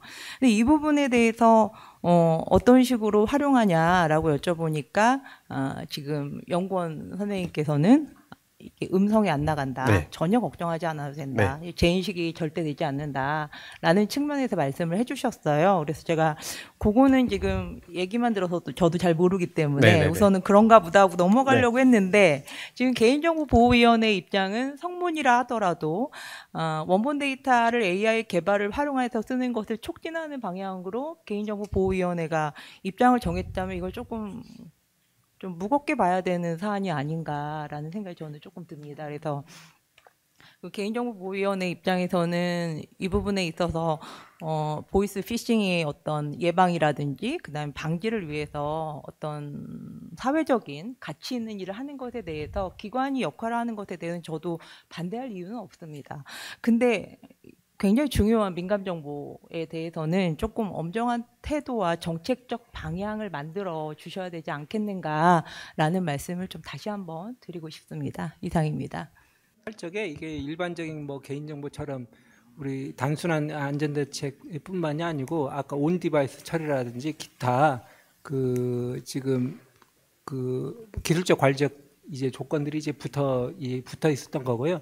그리고 일단 기본적으로 이 기술 개발 주체들이 지금 우리 어떤 기관 통신 사업자들이지 않습니까? 그래서 이제 그런 것들도 가만히 됐고 뭐 철저하게 이행 점검이라든지 이런 부분들도 할 수 있도록 하는 규정들이 들어가 있습니다. 네. 제가 조금 걱정하고 있는 부분은 이게 이제 저희가 이제 국가수에서만 쓰고 있는 게 아니고 통신사까지 지금 넘어가고 있는 상황이거든요. 근데 제가 규제 샌드박스를 저도 해봐서라고 하니까 무슨 전임 대통령 같은 느낌이 좀 살짝 드는데 그런 맥락이라기보다는 이제 통신사 같은 경우에는 항상 저희가 그때도 CI 관련되는 것도 처리를 했었을 때 느낀 게 동의를 받을 때도 함정이 굉장히 많고 그다음에 뭐 선택이라든지 이런 것들에 대해서 소비자 친화적이지 않은 부분도 굉장히 많은 부분들이 좀 있어요. 그래서 이것을 함부로 특히 그런 통신사에게 이렇게 넘기는 것에 대해서는 조금 걱정이 있는데 개인정보보호위원회에서 그 걱정되는 부분을 조금 면밀히 보셨다고 저는 생각하는데 정책적으로 앞으로도 정책적으로도 원본 데이터 활용에 대해서 조금 열어두는 방향으로 특히 민감한 정보이고 그리고 이 생체 데이터는 왜 위험하냐면 변경이 불가능합니다. 한번 유출되면 돌이켜서 담을 수가 없기 때문에 굉장히 위험한 거거든요. 그래서 그런 측면을 조금 무겁게 봐주실 것을 다시 한번 말씀드립니다. 네.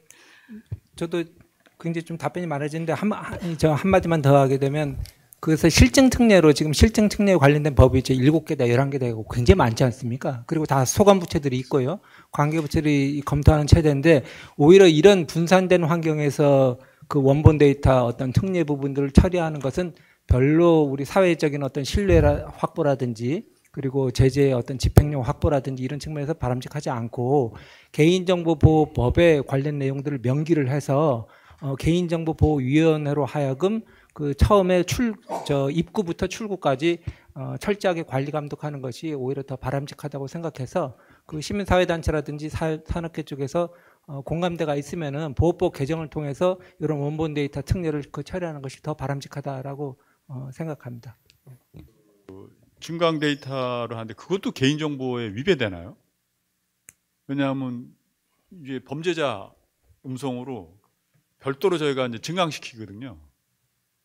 근데 그것도 개인정보에 위배가 되는 건지. 그래서 저는 지금 혼자 생각에 올해 저희들이 민원 데이터 이제 잔뜩 공개하거든요. 과기부의 사이트에다가요. 그 다 민원 주고받는 데이터를 그냥 공개를 하는데 그 증강시켜서 먼저 허락을 받고 하지만 그래서 몇 분의 그 증강 데이터가 첫 번째 개인정보 침해냐. 두 번째 그냥 근원 목소리도 빼고 증강 데이터만 올리면 두 번째 여쭤보고 싶은 게 그 수사하는데 도움이 안 되냐. 이제 저는 두 가지 아주 너무나 제가 과문해서 그런데 그 두 가지가 굉장히 궁금해서 한번 여쭤보는 거예요. 제가. 지금 말씀하신 거는 개념상 합성 데이터라고 저희가 부르는 거에 포섭이 될 것 같고요. 합성 데이터에 관해서는 지난 12월 달에 저희 개인정보위원회에서 가이드라인을 마련을 했습니다. 그래서 그 가이드라인에 데이터의 어떤 값어치, 유용성, 유틸리티가 한 축이고 이제 그 과정에서 프라이버시 침해가 이루어질 가능성 그게 또 다른 축이고 그래서 유틸리티와 프라이버시를 어떤 식으로 고려할지 그 기준을 어떤 식으로 잡을지 그 기준에 기초해서 판단을 어떤 절차를 거쳐서 할지 그게 가이드라인에 다 담겨 있습니다. 그래서 그걸 보시면 참고가 많이 될 겁니다. 이런 거 증강으로 계속해서 내보내면 저희는 이제 증강 합성이라고 해서 그걸로 해서 하면 그게 개인정보에 기계가 만드는 거 지금 똑같은 거잖아요. 그 유명한 여자 배우가 이제 부분 합성 데이터, 네. 전체 합성 데이터 뭐 이런 개념 구분이 다 있습니다. 예, 그 가이드라인에 그 설명 다 있습니다. 예.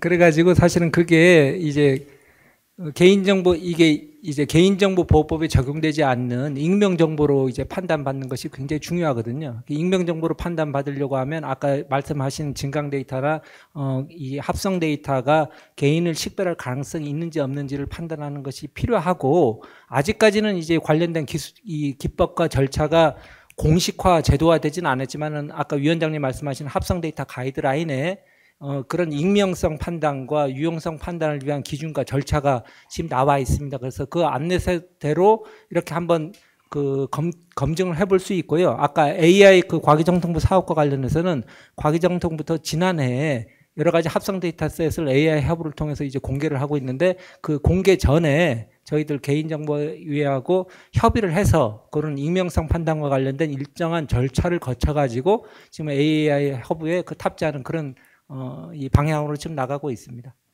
제가 이거 아까 처음에 논의 제기했던 이제 사람으로서 한 말씀 꼭 드리고 싶어서 이제 좀 마이크를 다시 켰는데요. 저는 원래 행정법이고 특히 경찰법을 전공했던 사람이고요. 근데 지금 현대에서 행정경찰 업무라는 게 결국은 그 민간을 활용하지 않고는 불가능한 형식이거든요. 그럼 우리가 지금 통신사들한테 이런 정보를 제공해서 이런 행정경찰 업무를 하는 것은 일종의 이제 행정경찰 업무의 민간 위임의 형식을 갖게 되는 것이고 현대사회에서 불가피하다라는 생각이 들고요. 피의자나 성범죄자는 그나마 형사 확정 판결됐을 때 부가형으로 공개되는 것이지만 피의자 신상 공개는 사실 피의 단계예요. 그거는 범죄 확정되지도 않은데 단순 목소리 수준이 아니라 정말 비가역적인 형태로 신상 정보가 공개가 됩니다. 우리 사회가 그것을 허용하고 있는 것은 다 그만큼의 공익이 있는 것인데 보이스피싱 범죄를 한 사람의 목소리가 개인정보라는 이유만으로 그렇게 절대적으로 보호돼야 되는가에 대해서는 저는 굉장히 부정적으로 생각합니다. 공동체 전체의 가치에 대해 관점에서 개인정보를 우리가 그런 형태까지 과잉으로 생각하실 필요는 없다. 그래서 당연히 그런 것들은 제공이 돼서 활용이 돼야 된다라는 생각을 갖고 있어서 아까 우리 윤보람이 그 위원님께서 생각하는 것과는 다른 입장을 갖고 있는 사람도 있다. 죄송합니다. 죄송합니다. 김보람 위원님하고 죄송합니다. 죄송합니다. 저도 이승민이 아니라 김승민입니다. 네, 그래서 그런 생각을 갖고 있는 사람도 있다. 이런 말씀드립니다. 이상입니다. 뭐 이제 이게 보이스 그 생각이 다른 부분에 대해서 뭐 이견은 당연히 있는 부분이라고 저는 생각합니다. 왜냐하면 범죄 사실을 예방한다는 거, 특히 최근에 보이스피싱 같은 경우에는 피해가 너무 심각하기 때문에 거기에 대해서 범국가적으로 어떤 조치를 취해야 되는 것은 필요하다고 생각합니다. 근데 관련되는 내용이 법률로 좀 정리가 된 상태에서 공개가 된다든지 뭐 아니면 범죄자와 관련된 성문이라든지 이런 것들이 입법적 결단으로 정리가 돼야 되는 것인데 그렇지 않고 기준이 지금 법률로 정해지지 않았는데 그 성문이라든지 그다음에 피의 사실 아직 그 범죄 사실이 지금 확정된 것도 아니지 않습니까? 그러한 정보가 공개되는 것은 상당히 위험한 일이고 그렇게 되면은 앞으로 보이스피싱뿐만 아니라 유사하게 그런 피의 사실의 경우에 공개할 수 있겠느냐라는 질문을 저희가 또 맞닥뜨리지 않을 도리가 없습니다. 그래서 그 부분에 대해서는 조금 무겁게 접근하는 것이 맞고 필요하다면 형사소송법이라든지 관련되는 행정법 같은 데에서 관련 규정들을 만들고 그리고 필요하다면 그것 가지고서는 개인정보보호위원회가 좀 경중을 따져서 범죄의 경중을 따져서 입장을 정리하는 것이 맞지 이게 일반론으로 접근하는 것은 상당히 위험하다라는 측면에서 말씀드리는 부분입니다. 제가 좀 말씀드려도 될까요? 전 법을 잘 모르는데 이게 이렇게 생각하시면 됩니다. 기술적으로 보자면 그 목소리 데이터가 어떤 특징으로 바뀌어서 제공이 된다고 했는데 그 특징으로 바뀔 때 그 모델 자체가 통신사 그들이 갖고 있는 고유의 모델이거든요. 그러니까 사실은 다른 사람이 그 정보를 받았을 때 어떻게 쓸지를 몰라. 그러니까 완전히 이게 그 쓰레기 데이터가 받는 거랑 똑같거든요. 그러니까 이 데이터가 예를 들어서 KT한테 받은 데이터로 그 목소리를 처리해서 KT한테 주면은 그들은 활용을 하겠지만 다른 사람한테 그 데이터가 갔을 때는 뭐 전혀 무용지물한 어떠한 뭐 소리도 못 듣고 그냥 숫자에 불과한 데이터거든요. 근데 그 데이터가 물론 엄밀히 따지자면 그 KT 기준에서 봤을 때는 얘가 민감 정보일 수 있지만 다른 사람 기준에서 봤을 때는 이거는 아무런 데이터로서 가치가 없는 거거든요. 그러니까 목소리는 사실 KT한테 주고 이게 다른 기관한테 다른 쪽에 유출이 됐을 때 누구나 다 확인할 수 있고 이게 민감 정보다라고 다 알기 때문에 이게 생체 정보고 개인 정보라는 건 제가 알겠지만 이게 그들한테만 주고 그들 이외에 다른 사람이 받았을 때는 아무런 의미가 없는 데이터인데 과연 그것도 개인 정보 그 생체 정보일까라는 생각이 좀 듭니다. 사실. 네. 이게 지금 뭐 이제 이런 것 같습니다. 이제 이 그 음성을 인식하는 것을 이제 통신사가 이용을 해가지고 알려주는 것이 개인 정보 중에서 민감 정보의 이제 유출 그 전에 이제 제3자 제공까지 있고 하는데 이게 이제 법리적으로는 지금 아까 이승민 교수님 말씀하신 것처럼 이런 이제 범죄 발생의 위험이 이제 뭐 굉장히 현저하거나 이런 경우에 우리 예방 차원에서 여러 가지 조치를 취하는 뭐 입법례는 굉장히 많습니다. 그래서 결국 이제 김보람 변호사님 말씀대로 이게 법률로 이제 명확하게 하는 것이 이제 수단 방법이고, 그다음에 그 전제로 이게 필요하냐 이렇게 물으면은 이게 필요하다고 하면은 뭐 가능하다는 저는 이제 이렇게 보거든요. 이게 필요성이 있는지를 먼저 따져봐야 되는 문제 같아요, 저는. 근데 저는 이제 이거 들으면서 아까 발표할 때 이런 이제 그냥 이거 재밌는 이제 질문인데, 아주 초보적인 질문인데, 이게 음성을 인식하는 것인지 아니면은 그 음성으로 말하는 그 데이터, 그 스크립트 이걸 인식을 해가지고 경고를 주는 것인지가 지금 좀 궁금했습니다. 어느 쪽이죠 이게?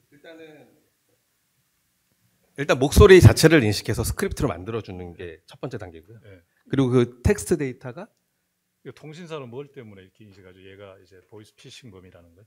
텍스트 데이터를 가지고 인식을 하는 거예요. 그냥 음성만을 가지고 하면 그 사람은 일상적인 전화도 할 것 아닙니까? 뭐 친구하고 전화하다가 너 돈 필요하냐? 돈 빌려줄게 이런 것도 다 걸리지 않겠어요? 그러니까 데이터가 더 중요한 거죠? 그렇죠. 데이터가 더 그렇죠. 중요한 거죠. 거죠. 어떤 맥락으로 네. 대화가 오갔는지가 중요한 거기 때문에. 네. 또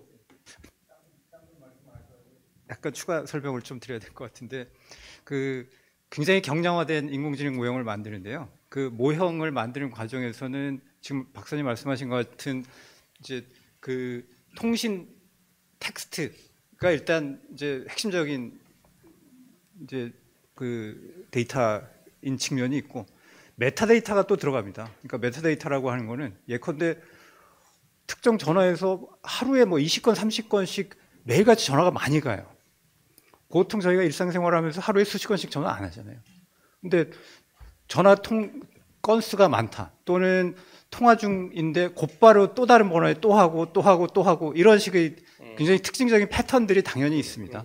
그래서 그런 식의 특징적인 패턴을 추출해내서 그것도 인공지능 모형에 탑재가 되는 거고요.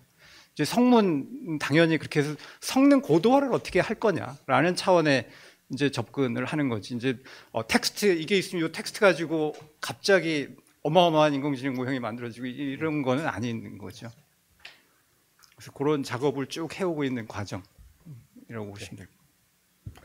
그럼 예컨대 뭐 서울말을 잘 못 쓰면 좀 보이스 피싱이다 이런 건 없나요?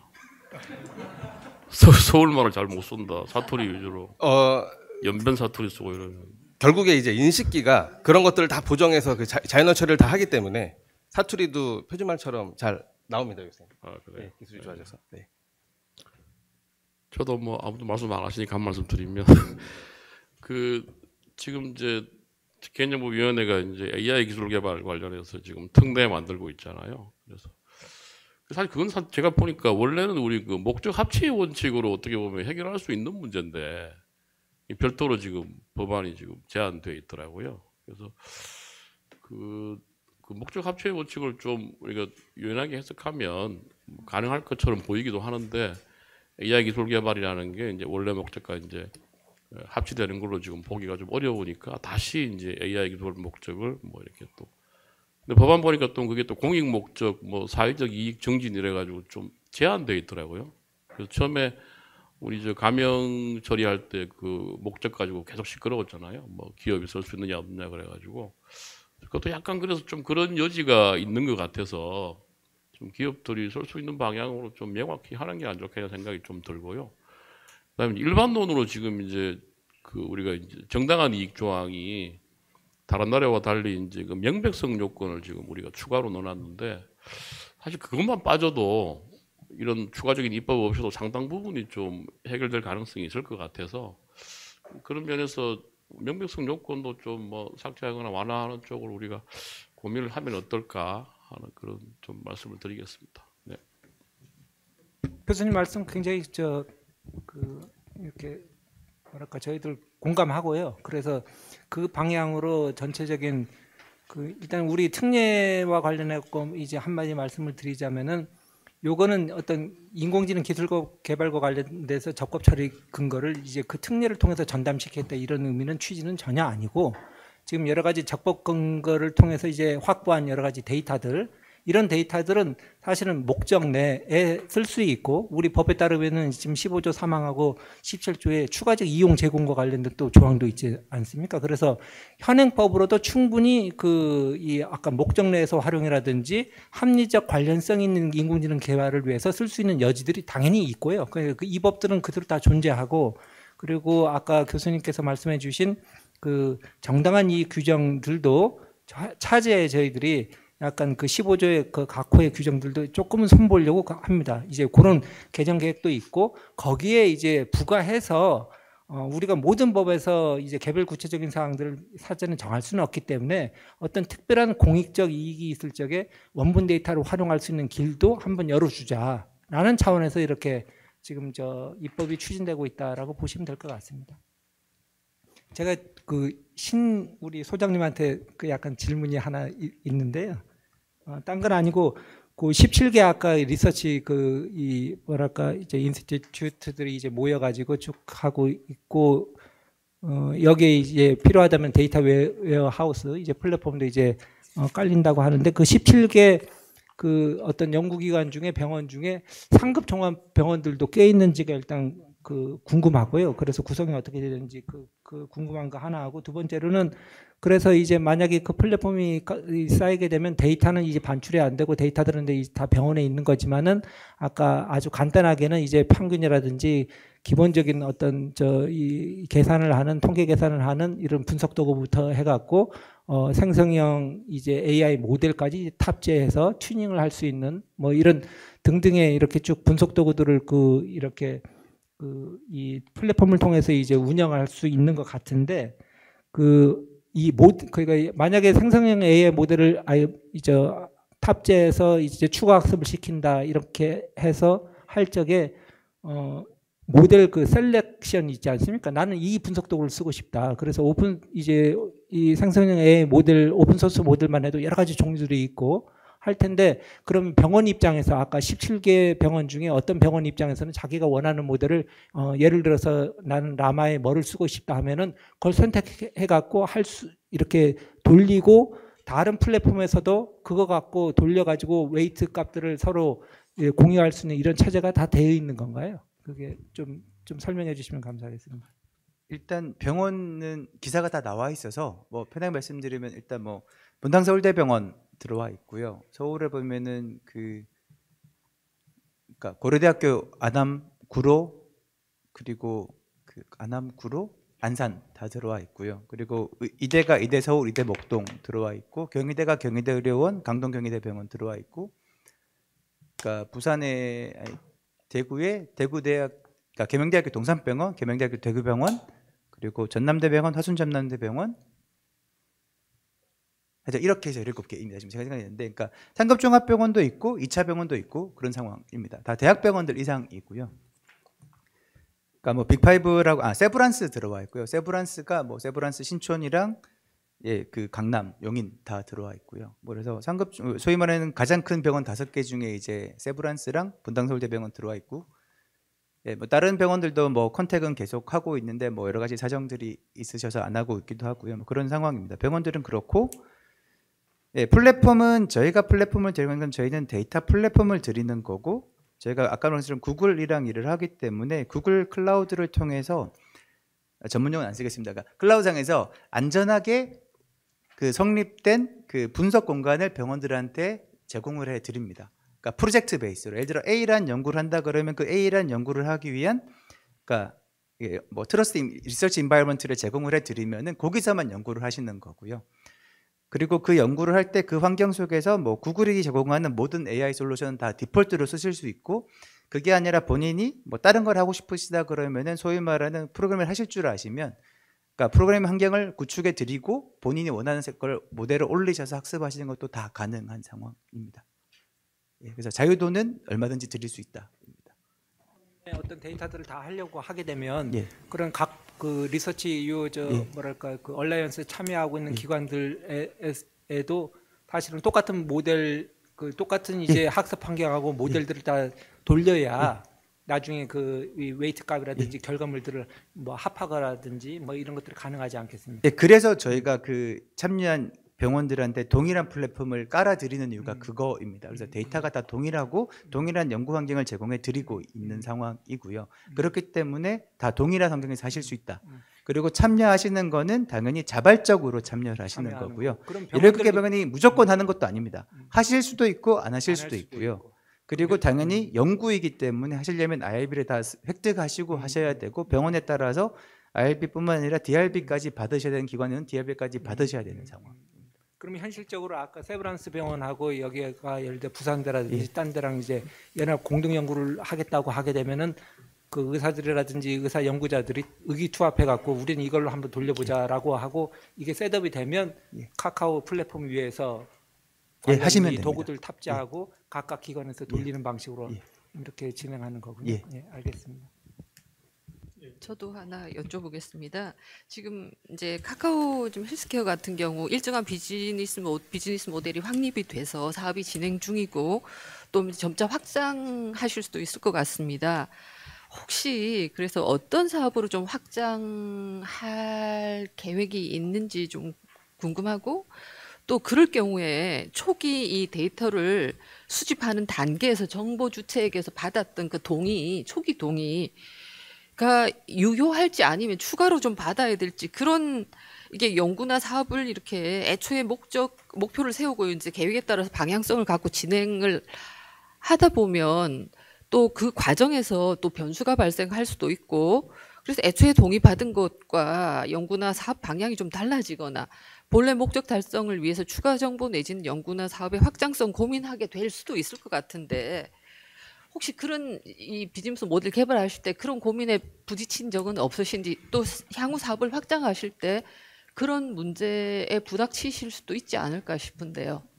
일단은 첫 번째로 그 사업은 그러니까 결국은 대부분 제약회사가 타겟이고 예를 들면 제약회사가 보통 돈을 많이 쓰는 곳이 뭐냐면은 그러니까 지금 현재 미국에 있는 FDA나 한국식약처가 이제 그러니까 강요를 하기 시작하는 게 특정 약을 출시를 하면 그 약의 부작용을 실제로 환자에 처방한 데이터를 가지고 확인을 해라라는 게 그러니까 의무사항이 되고 있습니다. 그리고 그게 아마 뭐 약이 워낙 많다 보니까 몇십 조, 몇백 조가 넘는 시장이 형성이 되고 있고 그걸 제대로 하는 회사가 그렇게 많지가 않습니다. 그래서 저희는 그게 타겟입니다. 첫 번째로는. 그리고 그렇다 보니 특정 약에 대한 연구를 하는 것이라서 건 바이 건으로 정말 다른 형태의 프로젝트가 생성되는 것이고 그리고 이건 의료 연구이기 때문에 생명윤리 및 안전에 관한 법률에서 기관윤리심의위원회 심의를 받아서 승인을 받아야지만 할 수 있는 상황입니다. 그리고 데이터는 다 가명 처리가 되기 때문에 개보법에 의해서 가명 처리 동의를 면제를 받고 당연히 근데 또 많은 분들이 오해하시는 게 개보법에서 동의 면제를 받는다고 되어 있으니까 상관없다고 생각했는데 결국은 인간 대상 연구이기 때문에 IRB에서 심의 면제 승인을 받으셔야 됩니다. 이게 꼭 말씀을 드리는데 IRB에서 심의 면제를 받는다는 게 보통 이렇게 말씀하시면 잘 모르는 회사들이 그러면은 IRB 심의가 필요 없는 거 아니냐라고 말씀하시는데 IRB가 심의를 통해서 면제를 승인해 주는 거입니다. 그래서 심의는 무조건 받아야 됩니다. 약간 말장난 같지만 면제를 위한 승인은 받아야 되기 때문에 무조건 IRB 심의는 필요하다. 그렇기 때문에 스크리닝 과정이 생각보다 많이 있다라고 보시면 됩니다. 소장님, 제가 궁금한 게 하나 생겼는데요. 제가 간략하게 추가 설명을 좀 드려야 될 것 같은 게 IRB 이런 걸 이제 의료계 밖에 있는 분은 잘 모르실 거라 IRB 심의라고 하는 게 생명윤리법상 요구되는 건데 생명윤리법에 이제 개인정보 관련된 내용이 이제 거기에 포함되어 있습니다. 그리고 IRB 실무상으로 이제 IRB 그 동의 면제, 심의 면제 이렇게 해주는 것은 개념적으로는 이제 동의를 모든 사람, 모든 환자로부터 받아서 처리할 수 있으면 좋은데 여러 가지 현실 여건상 동의를 일일이 받는 게 어렵다라고 IRB에서 인정을 해주는 겁니다. 그래서 그런 인정하에 요거는 동의 면제라고 이제 IRB가 적극적으로 판단을 해주는 이제 그런 절차가 병원에 이제 있는 거죠. 소장님, 그 궁금한 게 그 17개 병원이 연계가 된다고 이제 말씀을 주셨는데 만약 가명 처리하신다고도 말씀하셨고 그러면 A 병원이 서로 가명 처리된 다른 데이터와도 같이 연구를 해볼 수 있는 상황입니까? 아니면 그거는 카카오 플랫폼에서 카카오만 할 수 있는 상황입니까?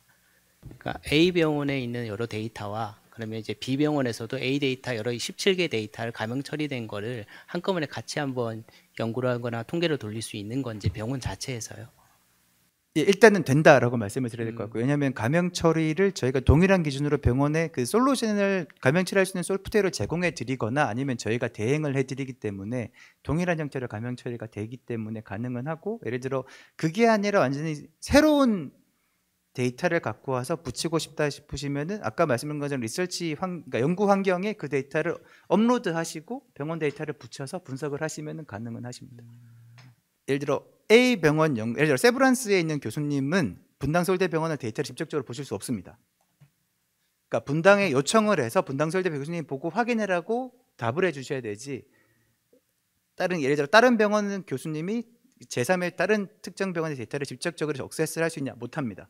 심지어 저희도 못합니다. 저희도 권한을 다 뺏어버리기 때문에 철저하게 기관에 소속된 연구자분만 보실 수 있습니다. 저도 하나만 여쭤봐도 될까요? 먼저 하시겠어요? 네. 저도 질문이 하나 있는데요. 그러면 카카오 헬스케어의 사업 모델은 그냥 오로지 그 연합 학습을 하기 위한 그런 플랫폼을 제공하는 게 그게 주 목적인지 그게 궁금합니다. 아닙니다. 그게 쉽게 말씀드리면 의료 데이터 비즈니스를 하기 위한 플랫폼을 만드는 것이고 개인정보 침해랑 병원들이 데이터를 밖으로 나가는 게 거부감을 해결하기 위해서 수단으로 연합학습이라는 걸 가지고 온 거지 만약에 새로운 개념이 나오면 저희는 바꿀 수도 있습니다. 이거는 회사 정책은 아니나 제가 개인적으로 궁극적으로 PET 중에서 그러니까 가장 정확도가 높고 좋은 거는 저는 동영암호 기술이라고 생각을 하는 사람이라서 아직까지 근데 동영학습이 너무 느립니다. 그래서 안 쓰는 거일 뿐입니다. 연합학습은 도구인 거고요. 그러니까 저희는 의료 데이터를 가지고 플랫폼 비즈니스를 하는 회사. 여러 가지 사업 영역인데 그중에 하나가 그거다.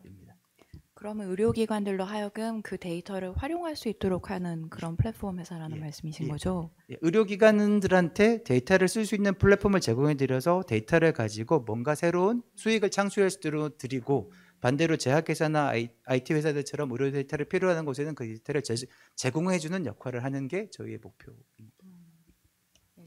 네, 소장님께 그냥 간단하게 카카오 떠나서 그냥 이제 투자하시고 뭐 이러는 거니까 지난 몇 년을 저희가 그 규제 완화 얘기할 때마다 헬스케어는 꼭 그 개인정보 이슈가 따라다녔었거든요. 저희가 토픽 잡아서 해보면. 그런데 디지털 트랜스포메이션이 전 분야에서 일어났는데 사실은 헬스케어 쪽은 우리가 디지털 헬스케어도 거의 초토화됐고 지금 헬스케어를 하고 있는 대기업들도 다 문 닫고 있는 상황이고 이게 개인정보하고 상관이 있는 거예요?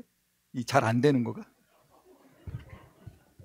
그 녹화가 되신다고 하셔서 제 개인적인 의견입니다. 회사의 의견과 정책과 상관없는 제 개인적인 의견입니다. 왜냐하면 이게 사람들마다 생각이 너무 다르기 때문에 100% 제 개인적인 의견입니다. 회사의 정책과 다른 건 없으니. 왜냐하면 제가 몇 번 혼이 나서 기사가 헤드라인 잘못 따진 적도 있거든요. 뭐 예를 들면 카카오 AI 기본법 반대 이렇게 헤드라인 났는데 제가 말한 걸로 헤드라인 나가지고요. 사장단회에 불려다니고 그랬었는데 그러니까 저는 그건 오해라고 생각을 합니다. 개인정보 이슈는 없습니다. 왜냐하면은 죄송하지만 데이터 3법이 바뀌고 개보법이 개정이 되고 여러 가지가 바뀌었지만 의료 데이터를 활용하는 것에 대해서는 그러니까 생명윤리법이 바뀐 적이 없기 때문에 바뀐 게 1도 없습니다. 그냥 그대로입니다. 그리고 저는 그 생명윤리법을 완화시켜야 되는 것은 반대입니다. 왜냐하면 생명윤리법은 결국은 아직은 좀 황우석 사태 때문에 만들어진 법이고 좀 누더기스럽고 그 법을 개정하는 게 필요하긴 하는 상황입니다만은 의료 데이터를 사용하는 과정에 대해서는 황우석 사태를 기준으로 만들어진 법이라서 전 세계 글로벌 스탠다드를 그대로 따르고 있는 법이고 전 세계 어디를 가더라도 그 정도는 다 요구를 합니다. 그러니까 그런 말을 하는 회사들은 의료를 모르는 회사들입니다. 의료는 철저하게 규제 산업이기 때문에 규제를 적극적으로 활용할 수밖에 없는 비즈니스 모델을 가지고 와야 되지 그렇게 하면 망합니다. 오해이고요. 다만 저거는 그걸 떠나서 최근에 완화시킨다고 하면서 더 힘들어진 게 뭐냐 하면은 개보법에서 요구하는 데이터 가명처리 적정성 검토를 위원회를 통해서 승인을 하고 반출해라는 게 여기 이해 당사자가 계시지만 병원들이 그걸 조금 다른 용도로 사용하고 계십니다. 그 전에는 이제 기관 윤리심의에서 연구의 윤리성만 판단을 하셨는데 이제는 데이터 반출을 할 때 DRB라는 프로세스를 하나 새로 도입을 하면서 그걸 갖고 좀 병원들이 상당히 힘들게 하고 있습니다. 회사들을. 예전에는 IRB만 받으면 데이터를 쓸 수 있었는데 이제는 DRB까지 받아야 되고 제가 삼성병원 DRB를 만든 사람이고요. 지금도 여러 병원의 외부 DRB 위원으로 하고 있는데 병원마다 규정이 너무 다릅니다. 제가 지금 3개 병원의 DRB 위원을 하고 있는데 그 3개 병원들이 전부 다 기준도 다르고 스타일도 다르고 동일한 주제를 들고 가서 동일한 연구가 그 3개 병원에 올라가면은 제가 장담하건대 다 다른 결과가 나옵니다. 그러니까 이게 지금 가장 큰 이슈라서 저는 뭐 개보법에 그걸 왜 그러는지 이해하지만 현실적으로 의료에서 DRB라는 게 지금은 법제화되기 전에 소멸시켜야 되는 규제가 돼버렸다고 생각을 합니다. 저는 그게 더 큰 장벽이라고. 분당 서울대학교 황현수입니다. 뭐 저도 말씀. 저는 뭐 병원에 DRB 간사하고요. 뭐 여기 또 이번에 그 기회가 돼서 여기 위원님들도 또 저희 DRB 위원으로 좀 모시게 됐습니다. 사실 그 예전하고 최근에 들어서 하고 병원에서의 데이터 활용 자체가 좀 달라졌습니다. 예전에는 데이터 활용 자체가 병원 내에서만 이루어졌거든요. 그게 교수님들이 사실은 병원은 기본적으로 개인정보를 액세스할 수 있는 상황입니다. 연구자가 가명정보를 아니고, 왜냐하면 차트 리뷰라는 걸 통해서 그게 가장 1차적인 데이터를 수집하는 방법이거든요. 자기 환자의 데이터를 자기가 뭐 엑셀 같은 거다 정리하거나 코딩해서 접근하는 방식이었는데, 최근 들어서는 이제 데이터를 갖고 나가려는 움직임이 굉장히 커졌는데, 그거는 이제 두 가지인데요. 연구의 신뢰성을 높이기 위해서 다기간 연구를 하려고 합니다. 여러 데이터들을, 여러 기관의 데이터를 한쪽으로 하나만 하면 그 바이어스라는 거 편향성이 있기 때문에 한 기관 데이터를 가지고 하려면은, 그렇기 때문에 다기간 연구를 하려고 하기 때문에 지금 카카오에 있는 그런 플랫폼 같은 걸 이용하려고 하는 것도 있고요. 그 다음에 의료 분야에서 지금 모든 분야에서 일어나는 게 다 그 AI 학습을 통한 예측 모델링인데, 그거 자체가 이제 데이터 트레이닝 데이터가 많은 양의 트레이닝 데이터가 이제 외부로 반출이 됩니다. 근데 그 데이터가 교수님들이 원하는 거는 가명 처리 정도가 좀 덜한 거.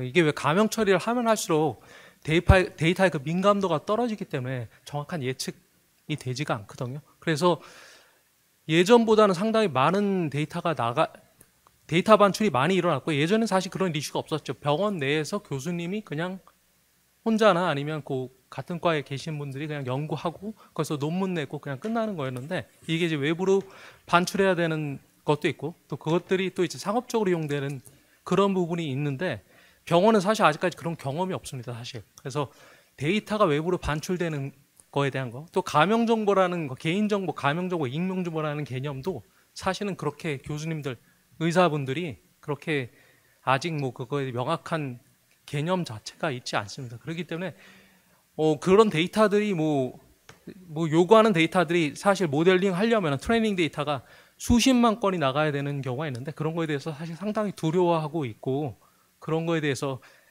몇 건이 넘으면 이걸 어떻게 해야 되냐, 이런 건수에 대한 기준도 없고요, 사실요.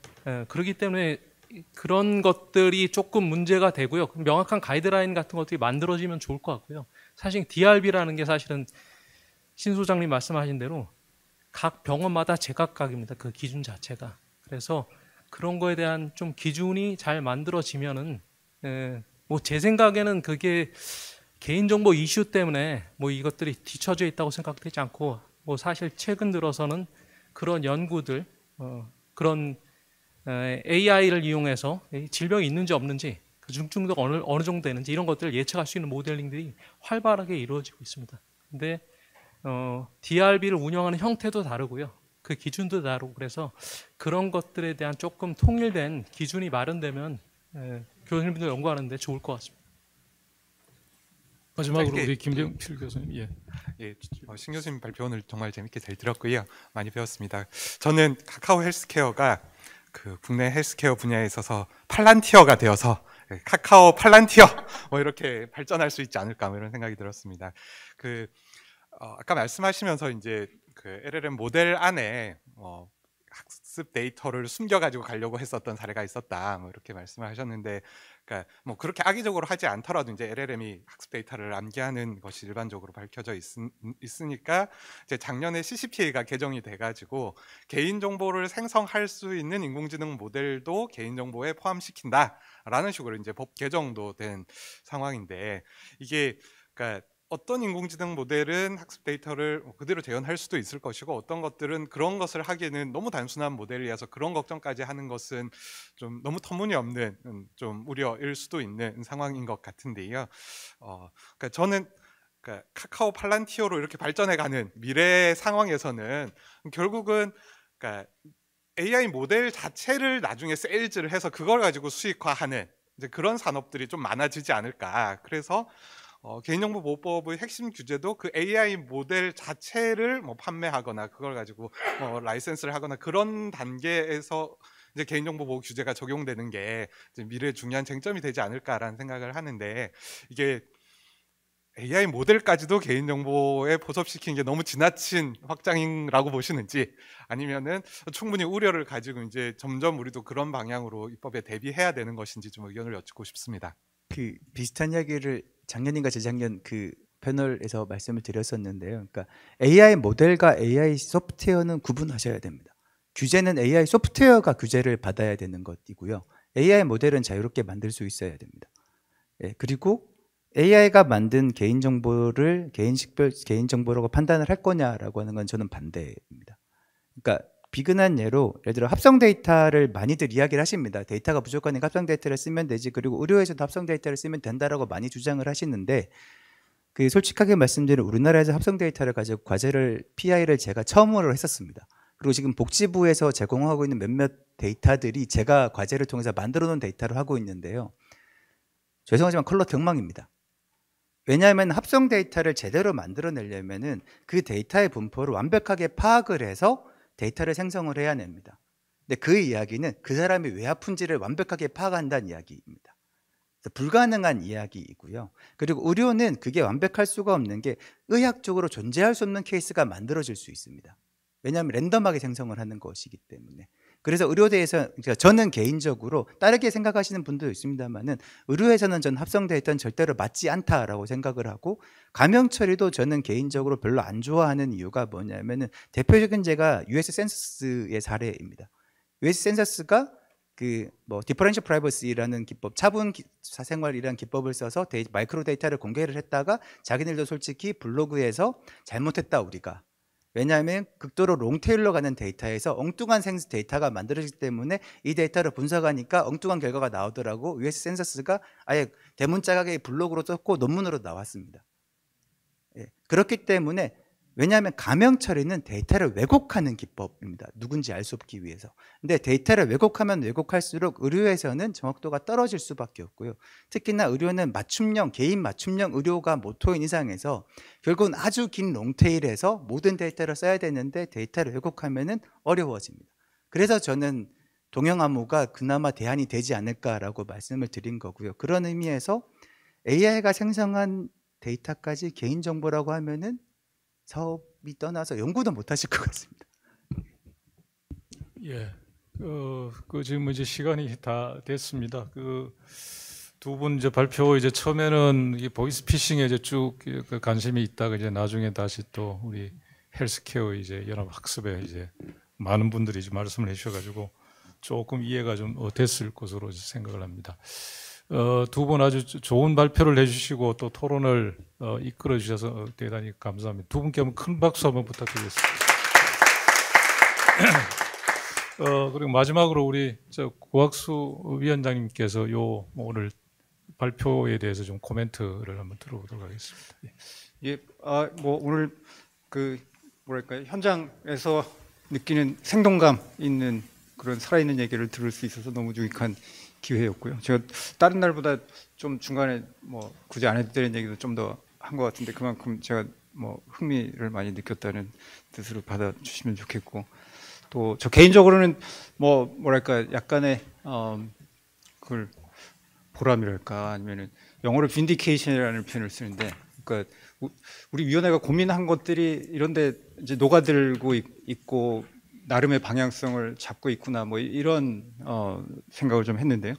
예, 뭐 신수영 소장님 이제 끄트머리에 이기 대표님 질문에 이제 답을 이제 솔직한 말씀 주시면서 다른 한편 뭐 DRB 제도가 가진 문제 한계 말씀을 주셨는데 저희 위원회가 정확히 그런 게 지금 문제다라고 이제 위원회 차원에서도 사실은 좀 고민을 하고 있고 DRB 제도 포함해서 이제 적정성 심의 뭐 그런 유형의 것들이 굉장히 일관성이 떨어지고 있고 그걸 일관성도 떨어지고 동시에 또 진행 스피드는 굉장히 딜레이 시키는 효과도 또 있고 그래서 그런 부분을 어떻게 뭔가 일관성을 높이고 일종의 좀 넓은 의미의 표준화 할 수 있겠나 뭐 그런 고민을 지금 계속해서 하고 있는 중이라서 그게 뭐 그렇게 사실은 현실적으로 쉽지 않은 과제이긴 한데 아무튼 그런 방향의 고민을 하고 있다 뭐 그런 말씀 좀 드리고 보이스피싱 관련해서도 저희가 사실은 굉장히 많은 고민을 저희 내부적으로 실무적으로 한 영역입니다. 오늘 이제 박사님이 굉장히 흥미롭게 말씀을 해주셨는데 아마 저희 담당 실무자가 이제 그 사무관 또 과장 작년에 그 고민을 했던 과장이 있었으면 훨씬 더 많은 얘기를 하고 싶었을 법한 왜냐하면 사실 고민이 너무너무 많았었거든요. 그리고 그 아까 이제 보도자료 사진 보여주시면서 거기에 국가수 빠져 있다라고 했는데 거기에 개인정보위원회도 빠져 있었어요. 근데 그 무렵부터 해서 그 장표 2장인가 앞에 보면 저 사람 6명 사진이 있는 그게 장소가 개인정보위원회입니다. 그리고 거기에 저 국가수 원장님 뭐 저하고 뭐 저희가 6개 기관장 장관급 한 자리에 모이고 하면서 그 자리 만드느라고 저희 실무자들이 뭐 엄청난 이제 고민을 했었고 그리고 이제 뭐 특례 좀 만들면서 거기에 안전장치를 어떤 식으로 만들어야 이게 이제 의미 있는 안전장치가 되면서 또 실제로 성능 지표는 나올 수 있을 거냐 이런 고민을 실무자들이 엄청나게 이제 많이 했었고 그리고 그게 뭐 실무자들은 그런 고민을 통해서 사실은 이제 실력이 늘어나는 과정이라고 생각을 하고요. 근데 다른 한편 엔드 리절트는 실제 이제 고객들한테 유용한 시그널이 갈 수 있는 이제 그런 제품 서비스가 이제 또 만들어지는 그런 또 되게 흥미로운 과정이었고 그게 오늘 이제 두 분 발표 통해서 그런 실제 현장에서 저희 위원회가 이제 나름의 고민하고 했던 것들이 반영이 되면서 현장에서 또 어떻게 뭔가 구현이 되고 있는지 그런 얘기를 들을 수 있는 아주 유익한 기회였던 것 같고요. 아마 뭐 다른 분들도 마찬가지로 그래서 질문들 또 코멘트가 많으셨던 것 같고 오늘 되게 유익한 기회였습니다. 감사드립니다.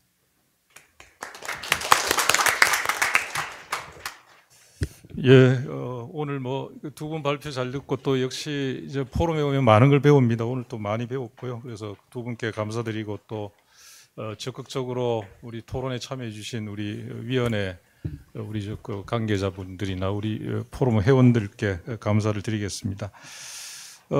다음 3차 회의 일정을 안내를 드리겠습니다. 3차 회의는 6월 18일 15시입니다.